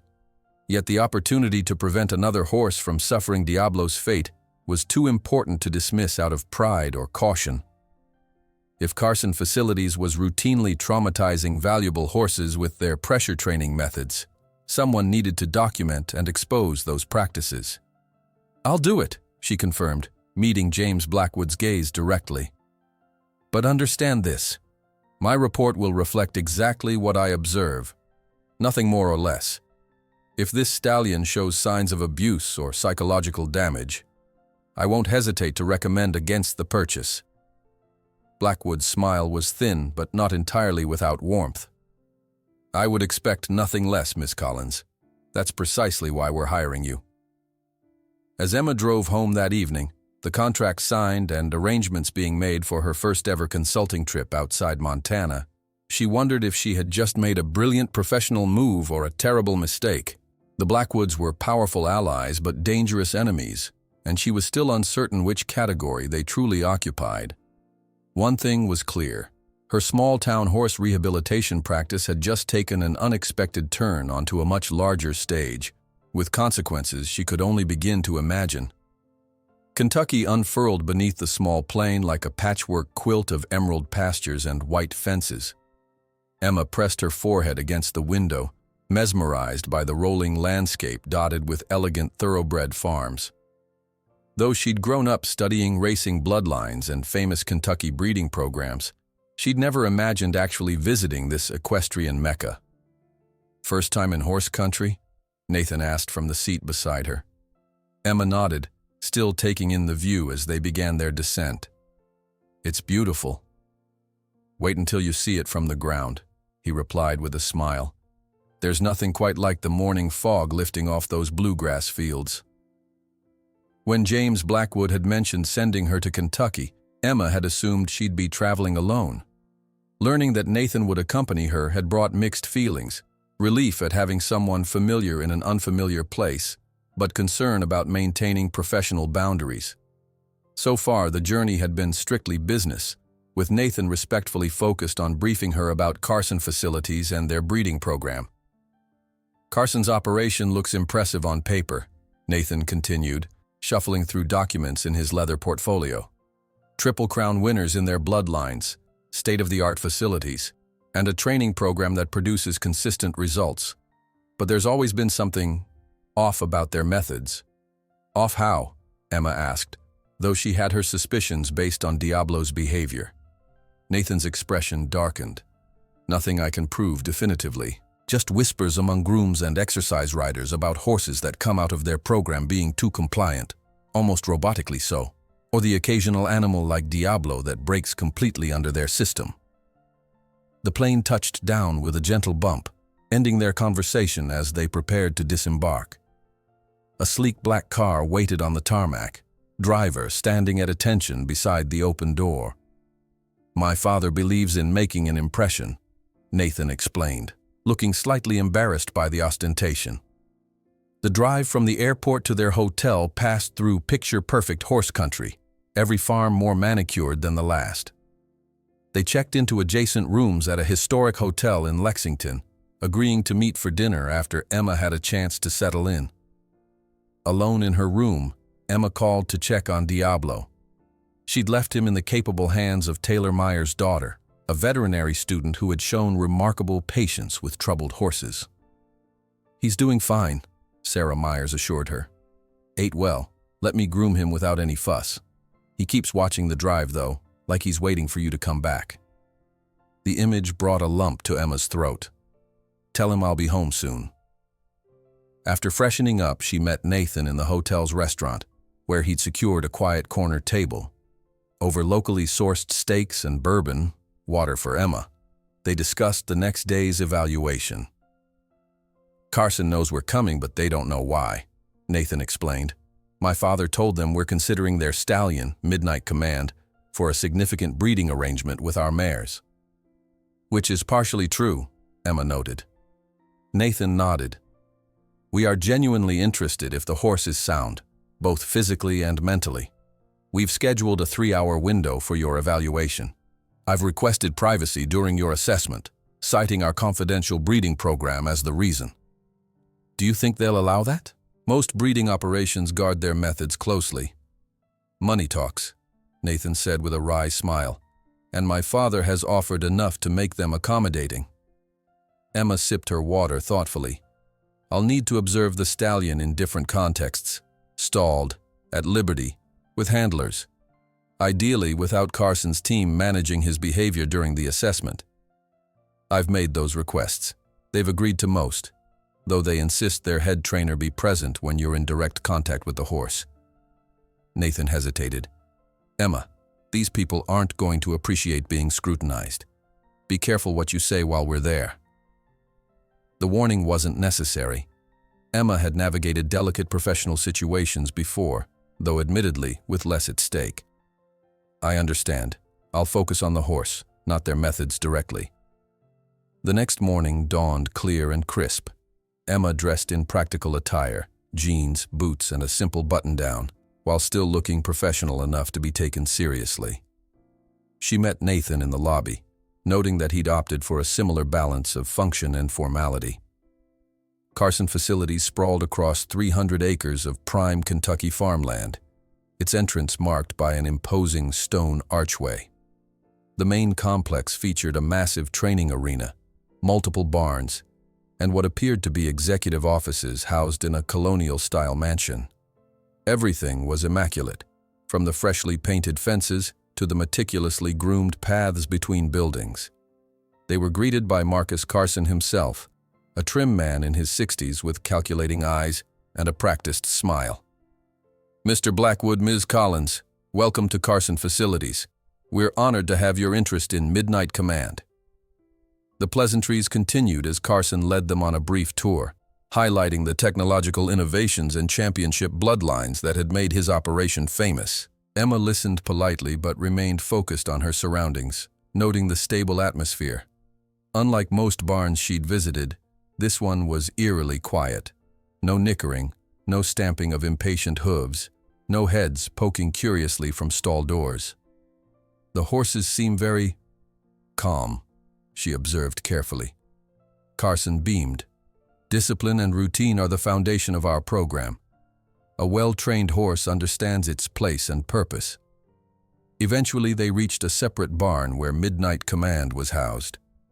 The stallion's stall was larger than the others, with a gleaming nameplate announcing his impressive bloodline and racing record. Inside stood a magnificent bay, nearly 17 hands, with powerful shoulders and a classically elegant head. Unlike the other horses they'd passed, this one watched them alertly, ears pricked forward with interest rather than pinned back in submission. He's magnificent, Emma said truthfully. Our premier breeding stallion, Carson agreed proudly. 4 years old, impeccable conformation, and a temperament that combines spirit with trainability. We've just begun standing him at stud this season. Emma glanced at Nathan, who gave a slight nod, signaling the beginning of her formal assessment. Mr. Carson, as Mr. Blackwood mentioned, I'll need some time with the horse in various settings. Could we start by seeing him at liberty in your round pen? Carson hesitated almost imperceptibly before nodding to a handler. Of course. Thomas will prepare him. The round pen was spacious and well-designed, with good footing and solid fencing. Thomas led Midnight Command in and, at Carson's instruction, removed the halter before exiting quickly. The stallion immediately trotted the perimeter, his movement fluid and powerful. Beautiful extension, Emma murmured, watching his gait carefully for any signs of physical issues. Nathan stood beside her, silent but observant. Carson smiled tightly. He was a champion before we retired him to breeding. His offspring are already showing exceptional promise on the track. Emma spent the next 20 minutes observing the stallion's movement patterns, noting his reactions to various stimuli, a fluttering flag, a rattling bucket, sudden movements from the humans watching. Unlike Diablo, whose trauma had manifested in explosive fear responses, Midnight Command showed a different pattern. Momentary tension followed by forced calm, as if he'd learned to suppress natural reactions. I'd like to see him back in the stall now and then with a handler, Emma requested. As they returned to the barn, she fell into step beside Thomas, the young handler who seemed less guarded than Carson. He moves beautifully, she commented. Have you worked with him long? About 8 months, ma'am, Thomas replied, since he came back from racing. And how was his transition to the training program? Thomas glanced nervously toward Carson, who was engaged in conversation with Nathan several paces ahead. Rough at first, he admitted quietly. He's got spirit, but he came around. In the stall, Emma asked to observe Thomas performing basic handling tasks: haltering, grooming, picking up hooves. The young man worked efficiently, and the stallion complied without resistance, though Emma noticed subtle tension in the animal's body language whenever Thomas reached for certain areas. "Would you mind if I checked something?" Emma asked, approaching carefully after obtaining Carson's reluctant permission. She ran experienced hands along the stallion's neck and shoulders, feeling for the telltale signs she'd discovered in Diablo. There, just behind the left shoulder and again along the right flank, she felt the slight ridges of scar tissue beneath the glossy coat. Areas where a pressure device would typically be applied during the training Nathan had described. Keeping her expression neutral, Emma completed her examination. "He's in excellent condition," she commented truthfully. "May I see your tack room? I'd like to understand the equipment you use in your program." Carson's smile tightened further. "I'm afraid we consider our training protocols proprietary, Ms. Collins. I'm sure you understand." "Of course," Emma replied smoothly. "Perhaps we could see him under saddle then, just at a walk and trot?" This request was granted, and Emma watched as a rider put the stallion through basic paces in the arena. Midnight Command performed flawlessly, responsive to the slightest cues, but his eyes held the same empty compliance she'd noticed in the other Carson horses. By the time they concluded the evaluation, Emma had seen enough. The stallion was physically sound and technically well-trained, but the psychological indicators were unmistakable. Like Diablo, he had been subjected to the pressure training method, though, unlike Diablo, he had broken to the system rather than fighting it. "Well?" Nathan asked quietly as they prepared to leave, Carson momentarily distracted by a phone call. "Not here," Emma murmured, "but I've seen what I needed to see." The drive back to Lexington passed in contemplative silence. Only when they were seated in a private corner of a small cafe, well away from Carson's potential contacts, did Emma share her observations. "He's been through the same training as Diablo," she confirmed, her voice tight with controlled anger. "I found scar tissue in the exact same locations, evidence of pressure devices used to force compliance. The difference is that Midnight Command surrendered to the pain rather than fighting it." Nathan's expression darkened. "You're certain?" "Beyond doubt. His behavior shows all the classic signs of learned helplessness. He's not calm because he's naturally well-tempered. He's shut down emotionally." Emma took a deep breath. "If your father purchases that horse for breeding, he'll be perpetuating psychological damage through generations, not to mention supporting Carson's methods." "I suspected as much," Nathan admitted, "but we needed confirmation from someone who could recognize the signs without bias." He studied her across the table. "What would you recommend?" "Honestly, expose Carson's methods publicly and shut them down," Emma replied without hesitation. "But since that's probably not an option, at minimum I'd recommend against this purchase." Nathan nodded slowly. "I'll convey your assessment to my father tonight." He hesitated. "There's something else you should know, Emma. This evaluation was never just about one horse." Emma's instinct sharpened. "What do you mean?" "My father is considering a partnership with Carson Facilities, a significant investment that would make Blackwood a major stakeholder in their breeding program." Nathan's expression was grim. "Your assessment could influence that decision." The revelation left Emma momentarily speechless. The stakes were suddenly much higher than she'd realized. Her report wouldn't just determine the fate of one stallion, but potentially the direction of one of the most influential breeding operations in the country. "Why didn't you tell me this before?" she asked finally. "Because my father wanted your unbiased professional opinion, not a moral stance on Carson's entire operation." Nathan leaned forward. "But I wanted you to know the full picture before we return home. Whatever you decide to include in your final report, you should understand its potential impact." Emma stared out the cafe window at the iconic Kentucky landscape, beautiful and serene in the afternoon light. She had come here expecting a straightforward evaluation. Instead, she found herself at a crossroads with implications that extended far beyond one horse or one ranch in Montana. "I need to think," she said quietly. Nathan nodded, respecting her need for space. Take the evening. We fly back tomorrow afternoon. As dusk settled over Lexington, Emma walked alone through the historic downtown, weighing her options and responsibilities. The ethical choice seemed clear, yet the consequences of crossing James Blackwood were potentially devastating, not just for her personally, but for the rehabilitation work she'd built and the horses she hoped to help in the future. By the time she returned to her hotel room, a decision had crystallized in her mind. It wasn't the easiest path, but it was the only one she could live with. Dark clouds gathered on the horizon as Emma guided her truck up the familiar gravel drive to her ranch. The Montana landscape welcomed her home with a fierce autumn wind that sent golden leaves spiraling across her path. After the manicured perfection of Kentucky's horse country, her modest property looked appealingly real, weathered by seasons and honest work rather than maintained for show. Emma spotted Sarah Myers sitting on the porch steps, a mug of something steaming in her hands. Beyond her, in the paddock nearest the house, Diablo paced with unusual agitation, his head high and nostrils flared. "He's been like that since sunrise," Sarah called as Emma parked and stepped out.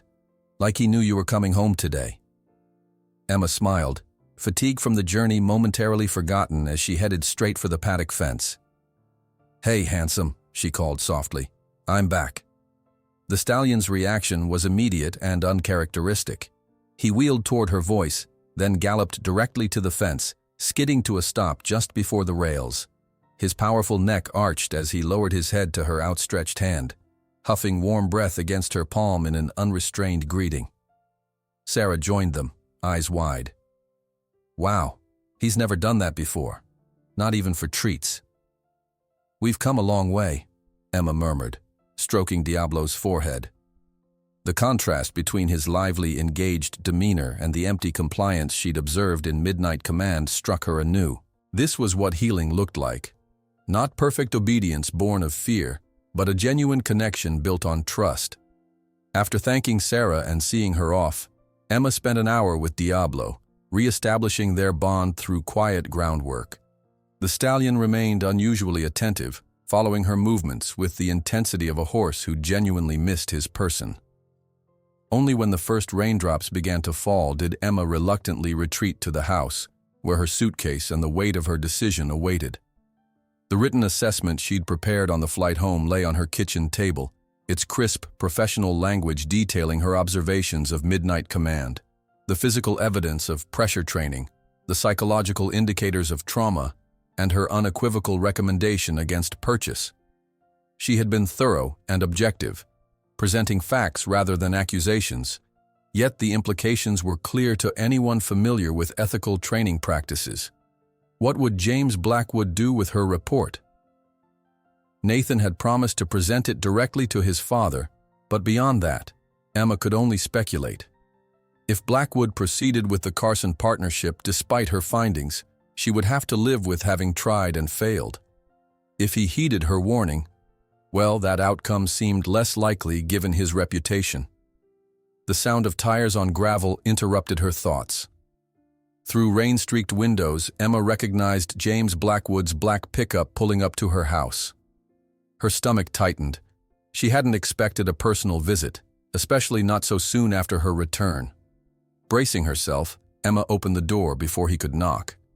Blackwood stood on her porch, impeccably dressed despite the worsening weather, his expression unreadable. "Mr. Blackwood," she greeted him neutrally, "this is unexpected." "I received your report," he said without preamble. "Nathan insisted I review it immediately." Emma stepped back, silently inviting him in from the rain. He entered, surveying her modest living room with a quick, assessing glance before turning his attention back to her. "Your assessment was enlightening," he continued, "particularly the physical evidence you documented."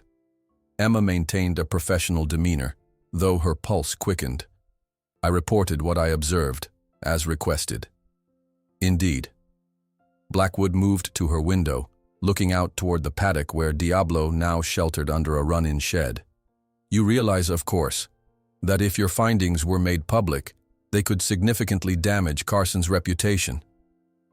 The implied threat wasn't subtle. Emma straightened her shoulders. My report was prepared for you, not for public distribution. What you do with the information is your decision. Blackwood turned back to her, his expression softening slightly. Perhaps with respect. Perhaps with something else she couldn't identify. A diplomatic answer, Miss Collins. An honest one, she corrected.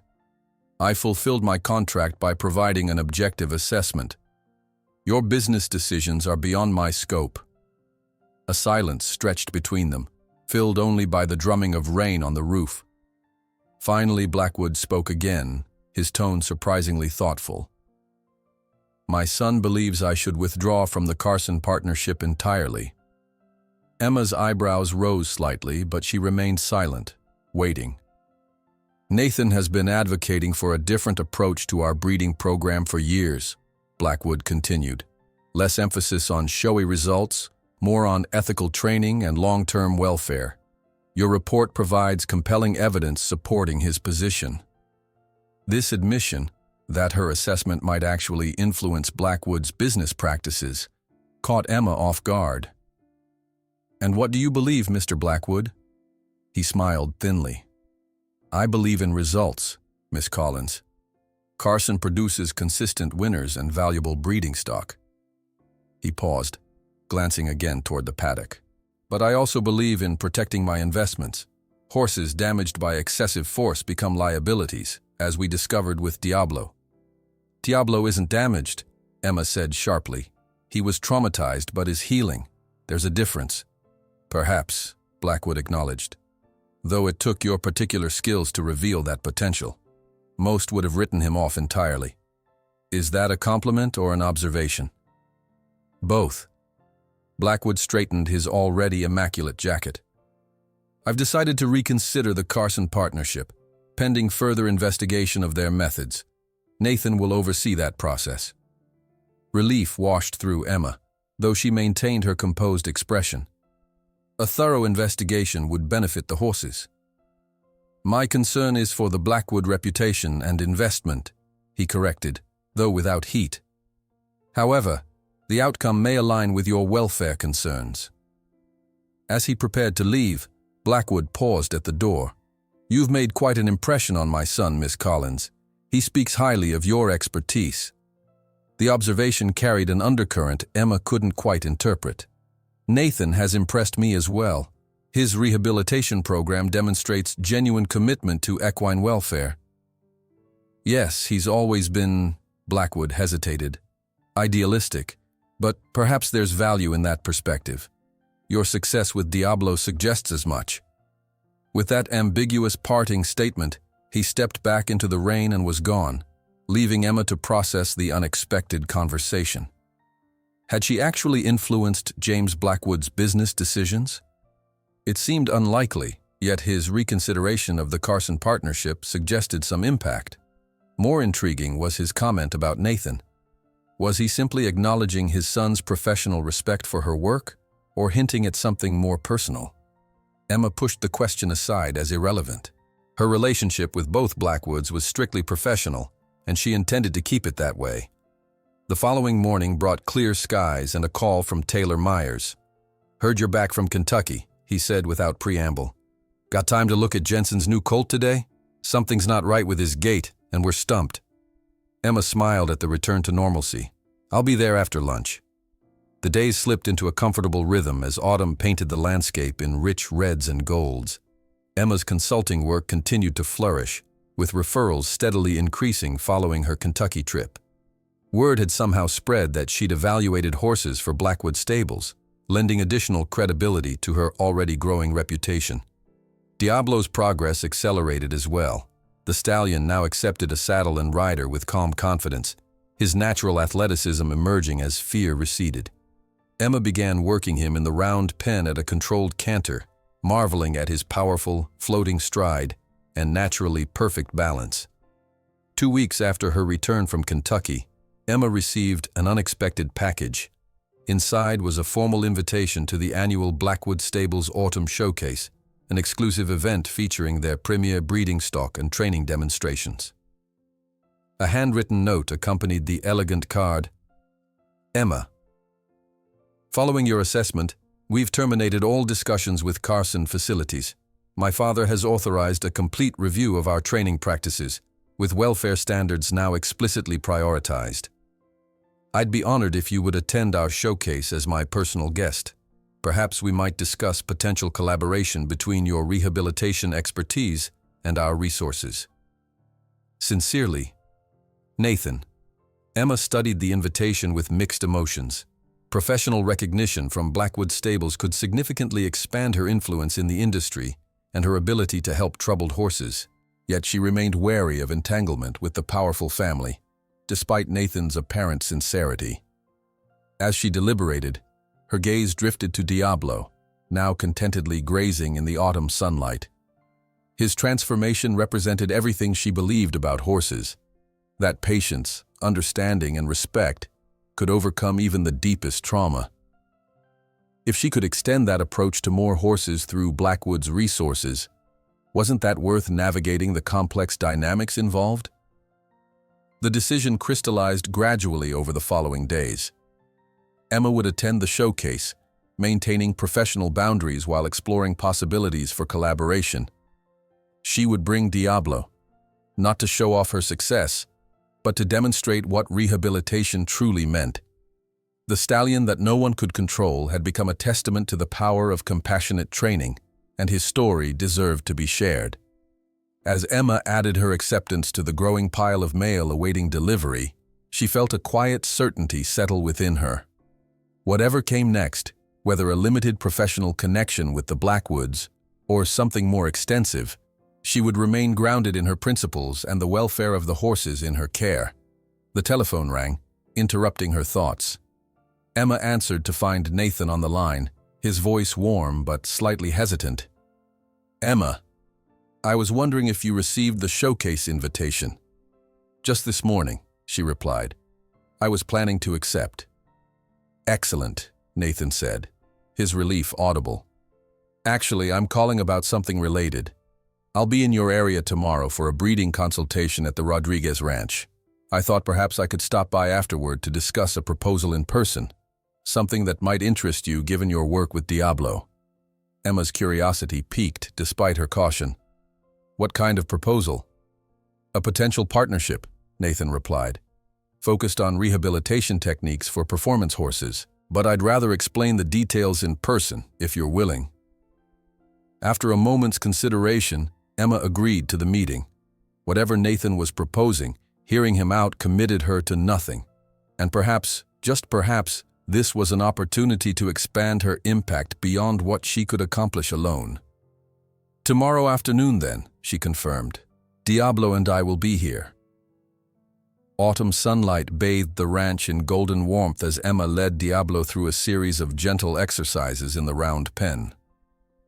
The stallion moved with growing confidence, his powerful muscles rippling beneath his gleaming coat as he responded to her subtle cues. What had once been a battle of wills had transformed into a dance of mutual understanding. Beautiful transition, she praised as Diablo shifted smoothly from trot to canter, his stride opening effortlessly.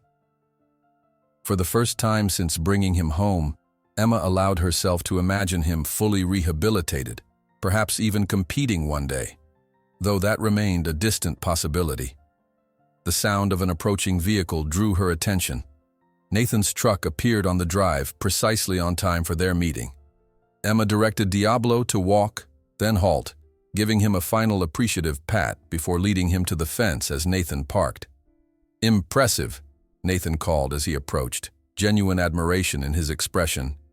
He's moving like a completely different horse from the one I saw at the auction. Emma smiled, handing Diablo a well-earned treat. He's finding his confidence again, remembering who he was before the trauma. Nathan reached the fence, maintaining a respectful distance from the stallion. May I? He asked, gesturing toward Diablo. Emma nodded. Approach slowly from the left side. Let him make the first contact. With practiced ease that spoke of a lifetime around horses, Nathan followed her instructions, standing quietly at the fence until Diablo stretched his neck to investigate. The stallion's nostrils flared as he took in Nathan's scent, ears pricked forward with cautious interest. "That's it," Nathan murmured. "No pressure, big guy." After a moment's consideration, Diablo permitted Nathan to stroke his neck, a small gesture that represented monumental progress for a horse who once fled from any human approach. "He's making remarkable progress," Nathan observed, his voice soft with respect. "You've given him back his dignity." Emma felt a flush of pride, not for herself but for Diablo's resilience. "He did the hard work. I just created the right conditions." They moved to the porch, where Emma had prepared iced tea and a plate of sandwiches. As they settled into the weathered wooden chairs, the conversation shifted to the purpose of Nathan's visit. "After what happened with Carson Facilities," he began, "my father has been reevaluating our entire approach to horse development. Your assessment opened his eyes to issues he'd previously dismissed." Emma raised an eyebrow, finding it difficult to imagine James Blackwood acknowledging any mistake. "That's surprising." "He's a businessman first," Nathan explained. "When he recognized that Carson's methods created long-term liabilities, he became receptive to alternatives." He leaned forward, his expression earnest. "Which brings me to my proposal. I want to establish a formal rehabilitation division within Blackwood Stables, focused on ethical training and trauma recovery, and I'd like you to head it." The offer hung in the air between them. Emma took a careful sip of tea, buying time to process the unexpected proposal. "You already have a rehabilitation program at North Pasture." "A small pilot program," Nathan clarified. "What I'm proposing would be much more extensive, a complete division with its own facility, staff, and research mandate. You'd have full autonomy over methods and practices, with resources far beyond what you could access independently." Emma studied him, searching for the catch. "And what would Blackwood Stables gain from this arrangement?" "Ethical credibility in an industry increasingly concerned with welfare standards, access to your expertise, and potentially the recovery of valuable horses that would otherwise be written off as losses." Nathan smiled slightly. "Plus, my father has finally recognized that doing the right thing can also be profitable in the long run." The prospect was undeniably tempting. With Blackwood resources behind her, Emma could help hundreds of horses instead of dozens. She could develop and document rehabilitation techniques that might transform industry practices. Yet concerns lingered. "I've worked hard to establish my independence," she said carefully. "I'm not interested in becoming just another Blackwood employee, subject to corporate priorities that might shift with the next quarterly report." Nathan nodded, unsurprised by her hesitation. "I anticipated that concern. That's why the proposal includes a contractual guarantee of autonomy, a seat on our board of directors for welfare oversight, and—" he paused, "the option to maintain your personal practice here, with this facility serving as a satellite operation for cases requiring specialized attention." Emma's eyebrows rose. The arrangement sounded almost too perfect, raising her natural skepticism. "And your father approved all of this?" "After considerable persuasion," Nathan admitted. "But yes, he's prepared to sign off on the entire package." "Why me, Nathan? There are other trainers with more experience, more prominent names in the industry." His gaze was direct, unwavering. "Because you see what others miss. Because you had the courage to confront Carson's methods when most would have looked the other way. And because what you've accomplished with Diablo is nothing short of miraculous." He gestured toward the paddock where the stallion now grazed peacefully. "That horse was destined for destruction until you intervened. How many others could you save with proper backing?" The question struck at the heart of Emma's purpose. How many others, indeed? Throughout her career, she'd been limited by resources, forced to turn away cases she might have helped simply because she lacked the facilities or financial capacity to take them on. "I'd need time to consider all the implications," she said finally, "and I'd want my lawyer to review any contract before committing." "Of course," Nathan agreed readily. "Take whatever time you need. The formal proposal is here." He slid a folder across the table, with all details outlined. "We could implement as early as spring if you're interested." As Nathan prepared to leave, He paused by the paddock for a final look at Diablo. "Bring him to the showcase next week," he suggested. "Not as a competitor, but as a special demonstration. People should see what's possible with the right approach." After he departed, Emma spent the evening reviewing the proposal, her mind alternately racing with possibilities and snagging on potential pitfalls. The contractual terms were generous, the autonomy provisions extensive. Yet beneath the professional opportunity lay a more personal question that Emma had been avoiding: her growing connection with Nathan himself. Their relationship had remained strictly professional, focused entirely on their shared passion for equine welfare. But Emma wasn't naive. The lingering glances, the easy conversations that stretched beyond business matters, the way he sought her opinions even on issues beyond her direct expertise, all suggested something more developing, at least on his side. Did that potential complicate the business arrangement? Undoubtedly. Was it reason enough to decline an opportunity that aligned perfectly with her life's mission? That question proved harder to answer. The week before the showcase passed in a blur of preparation. Emma continued Diablo's training, focusing on desensitization exercises to prepare him for the crowded, stimulating environment he would face. The stallion's progress continued to impress her. Though still wary of sudden movements and rightfully cautious around strangers, he no longer reacted with blind panic to unexpected stimuli. "You're going to amaze them," she told him on their final practice evening, stroking his forehead as he stood calmly under saddle. "Just by being yourself." The morning of the showcase dawned clear and cool, perfect weather for the prestigious event. Emma loaded Diablo into her trailer with minimal fuss, another milestone in his recovery, and set off for Blackwood stables, her truck navigating the familiar route with practiced ease. The main Blackwood complex was even more impressive than the North Pasture facility, with sprawling barns, multiple arenas, and immaculate grounds prepared to receive the elite of the equestrian world. Grooms in matching uniforms directed arrivals, while caterers prepared elaborate refreshments under white tents dotting the manicured lawns. Emma felt distinctly out of place as she pulled her modest trailer alongside gleaming European rigs and custom haulers. Yet the staff welcomed her with the deference reserved for honored guests, directing her to a private preparation area near the main arena. "Mr. Blackwood requested special accommodations for Diablo," explained a young groom. "This space is quieter, with minimal traffic. He thought it might help the stallion remain calm." The thoughtfulness of the arrangement surprised and touched Emma. As she settled Diablo into the temporary stall, Nathan appeared, dressed formally in riding attire but with his usual unassuming manner. "You made it," he greeted her, his relief evident. "How did he handle the journey?" "Like a professional," Emma replied proudly. "Not a single moment of panic." Nathan's smile was warm. "I've adjusted the program to include your demonstration just before the lunch break. Prime viewing time. 15 minutes to show whatever you think best illustrates his progress. No pressure, just an opportunity to educate." Throughout the morning, Emma observed the showcase from a quiet corner, impressed by the quality of horses presented, but increasingly aware of the stark differences between conventional training methods and her rehabilitation approach. The Blackwood horses performed flawlessly, responding to subtle cues with precision that commanded respect from the knowledgeable audience.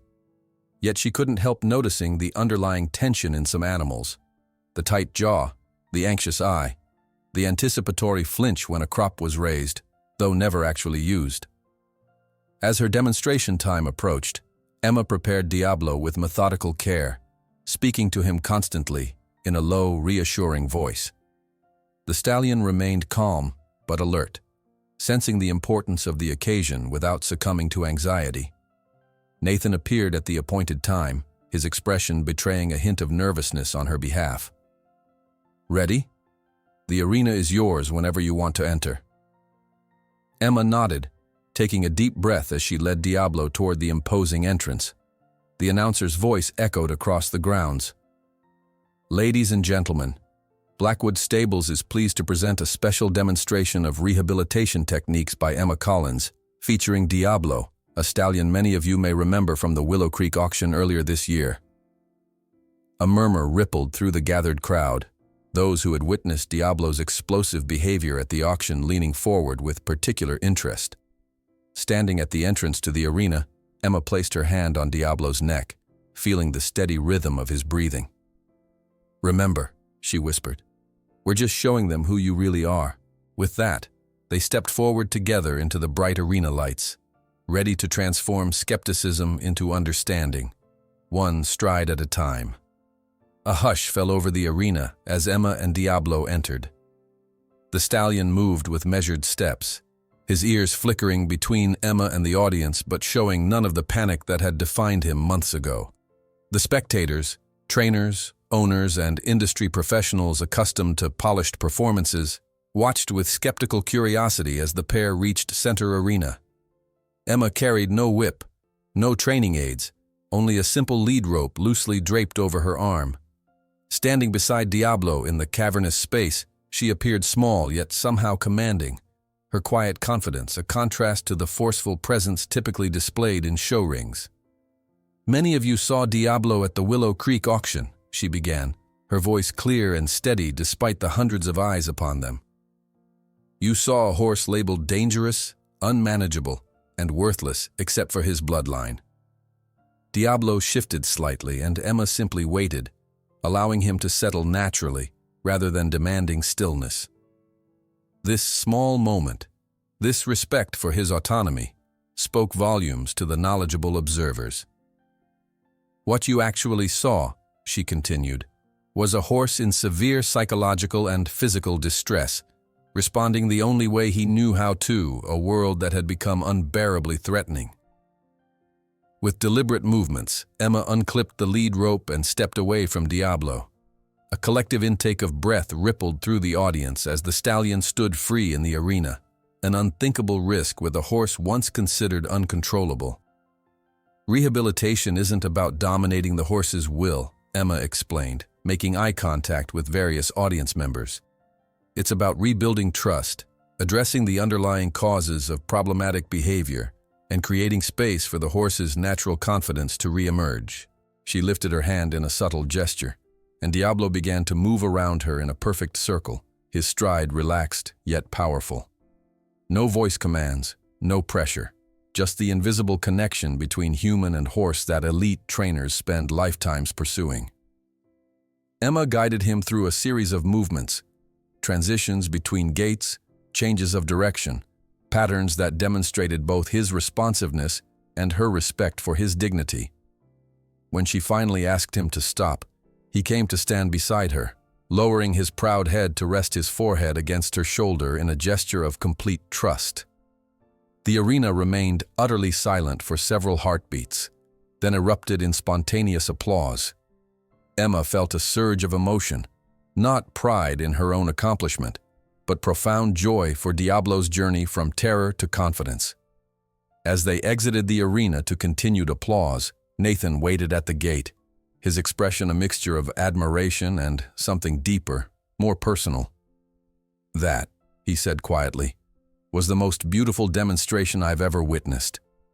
Emma smiled, stroking Diablo's neck as the stallion calmly accepted congratulatory pats from Nathan. "He did all the work. I just gave him time." "You gave him more than that," Nathan countered. "You gave him understanding when everyone else gave up." The remainder of the showcase passed in a blur of conversations and connections. Trainers approached Emma with questions about her methods. Owners inquired about rehabilitation possibilities for their own troubled horses, and even James Blackwood made a point of acknowledging her publicly during his closing address. "Today we've witnessed the future of equine training," the elder Blackwood announced to the assembled guests, his authoritative voice carrying across the grounds. "A future that Blackwood Stables is proud to embrace through our new rehabilitation initiative." His gaze found Emma in the crowd. "We are particularly pleased to announce our partnership with Emma Collins, whose extraordinary work you witnessed today. Her expertise will guide our approach to equine welfare and training methodology moving forward." Emma felt a flash of surprise. The partnership was still under negotiation, not finalized, but Nathan's apologetic glance suggested his father had jumped ahead of their carefully planned timeline. Typical Blackwood confidence, assuming consent before it was formally given. As the event concluded and guests began to depart, Emma prepared Diablo for the journey home. The stallion, though tired from the day's excitement, remained calm and cooperative, a testament to how far he'd come. "You announced our partnership rather prematurely," she noted when Nathan joined her at the trailer. He grimaced, running a hand through his hair in a rare display of discomfort. "My father has always preferred the strategy of stating things as accomplished facts. I apologize for the presumption." Emma secured Diablo's trailer divider before turning to face Nathan directly. "I'm still considering all aspects of the proposal." "I understand," he said, maintaining a respectful distance between them. "Today's events don't change that. Take all the time you need." The sincerity in his voice confirmed what Emma had begun to suspect, that Nathan's interest extended beyond professional collaboration. The realization should have complicated matters, yet somehow it clarified them instead. "I've made my decision," she said quietly. "I'll accept the partnership, with the autonomy provisions as outlined. But I need one additional condition."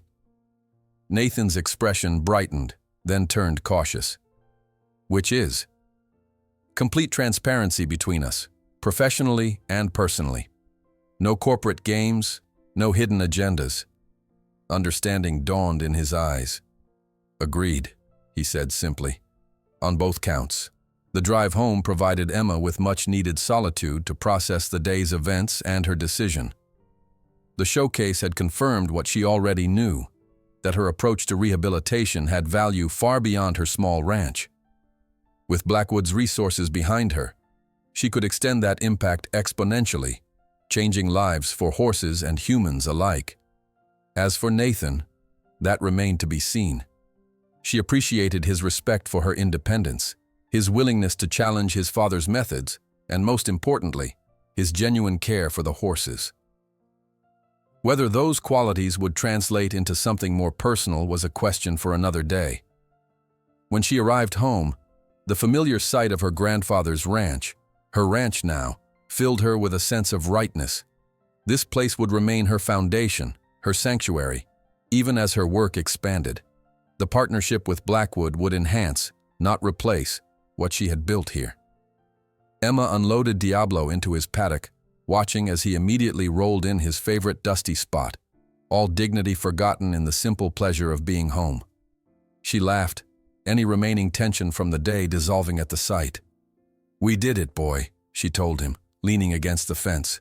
"We showed them what's possible when you give second chances." The stallion rose and shook himself vigorously before approaching her with pricked ears. Emma offered an apple from her pocket, which he accepted with gentlemanly delicacy. 6 months ago, she had faced financial ruin, the loss of her family's legacy, and an uncertain future. Now she stood on the brink of a new chapter, her ranch secure, her reputation established, her purpose clearer than ever.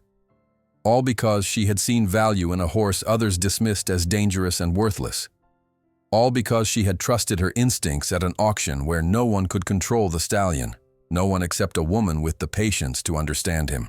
As twilight settled over the Montana landscape, Emma made a silent promise to herself and to Diablo. Their story wouldn't end with today's success. It would expand to include other horses suffering in silence, other trainers seeking more compassionate methods, other opportunities to transform fear into trust. The next morning dawned bright and clear, a perfect autumn day for new beginnings. Emma rose early, completing her usual chores before sitting down at her grandfather's old desk, now command central for her growing business. She reviewed the partnership contract once more, making a few final notes for her lawyer, then set it aside. The future would unfold on its own schedule. Today belonged to the present, to Diablo's continued progress, to the quiet satisfaction of work well done. A soft nickering drew her to the window. In the nearest paddock, Diablo stood at the fence, head high, watching the driveway with keen interest. Following his gaze, Emma spotted Nathan's truck approaching, right on time for their scheduled meeting to finalize the partnership details. What caught her attention, however, wasn't Nathan's arrival but Diablo's reaction to it. alert interest rather than anxious vigilance. The stallion who once trembled at human approach now anticipated connection, even welcomed it. Emma smiled, recognizing the parallel to her own journey. Like Diablo, she had moved from defensive independence to cautious openness, from isolation to purposeful connection. The partnership with Blackwood represented risk, certainly, but also possibility. The chance to build something meaningful that neither could create alone. As she stepped onto the porch to greet Nathan, Emma felt Diablo watching them both, his dark eyes somehow knowing. The stallion had brought them together, his trauma becoming the catalyst for transformation that extended far beyond himself. In saving him, Emma had found her own path forward. In trusting her, he had reclaimed his dignity and purpose. Together, they had shown what was possible when fear gave way to understanding, when patience replaced force, when connection triumphed over control. And that, Emma reflected as Nathan approached with a smile that promised new beginnings, was the most valuable lesson of all.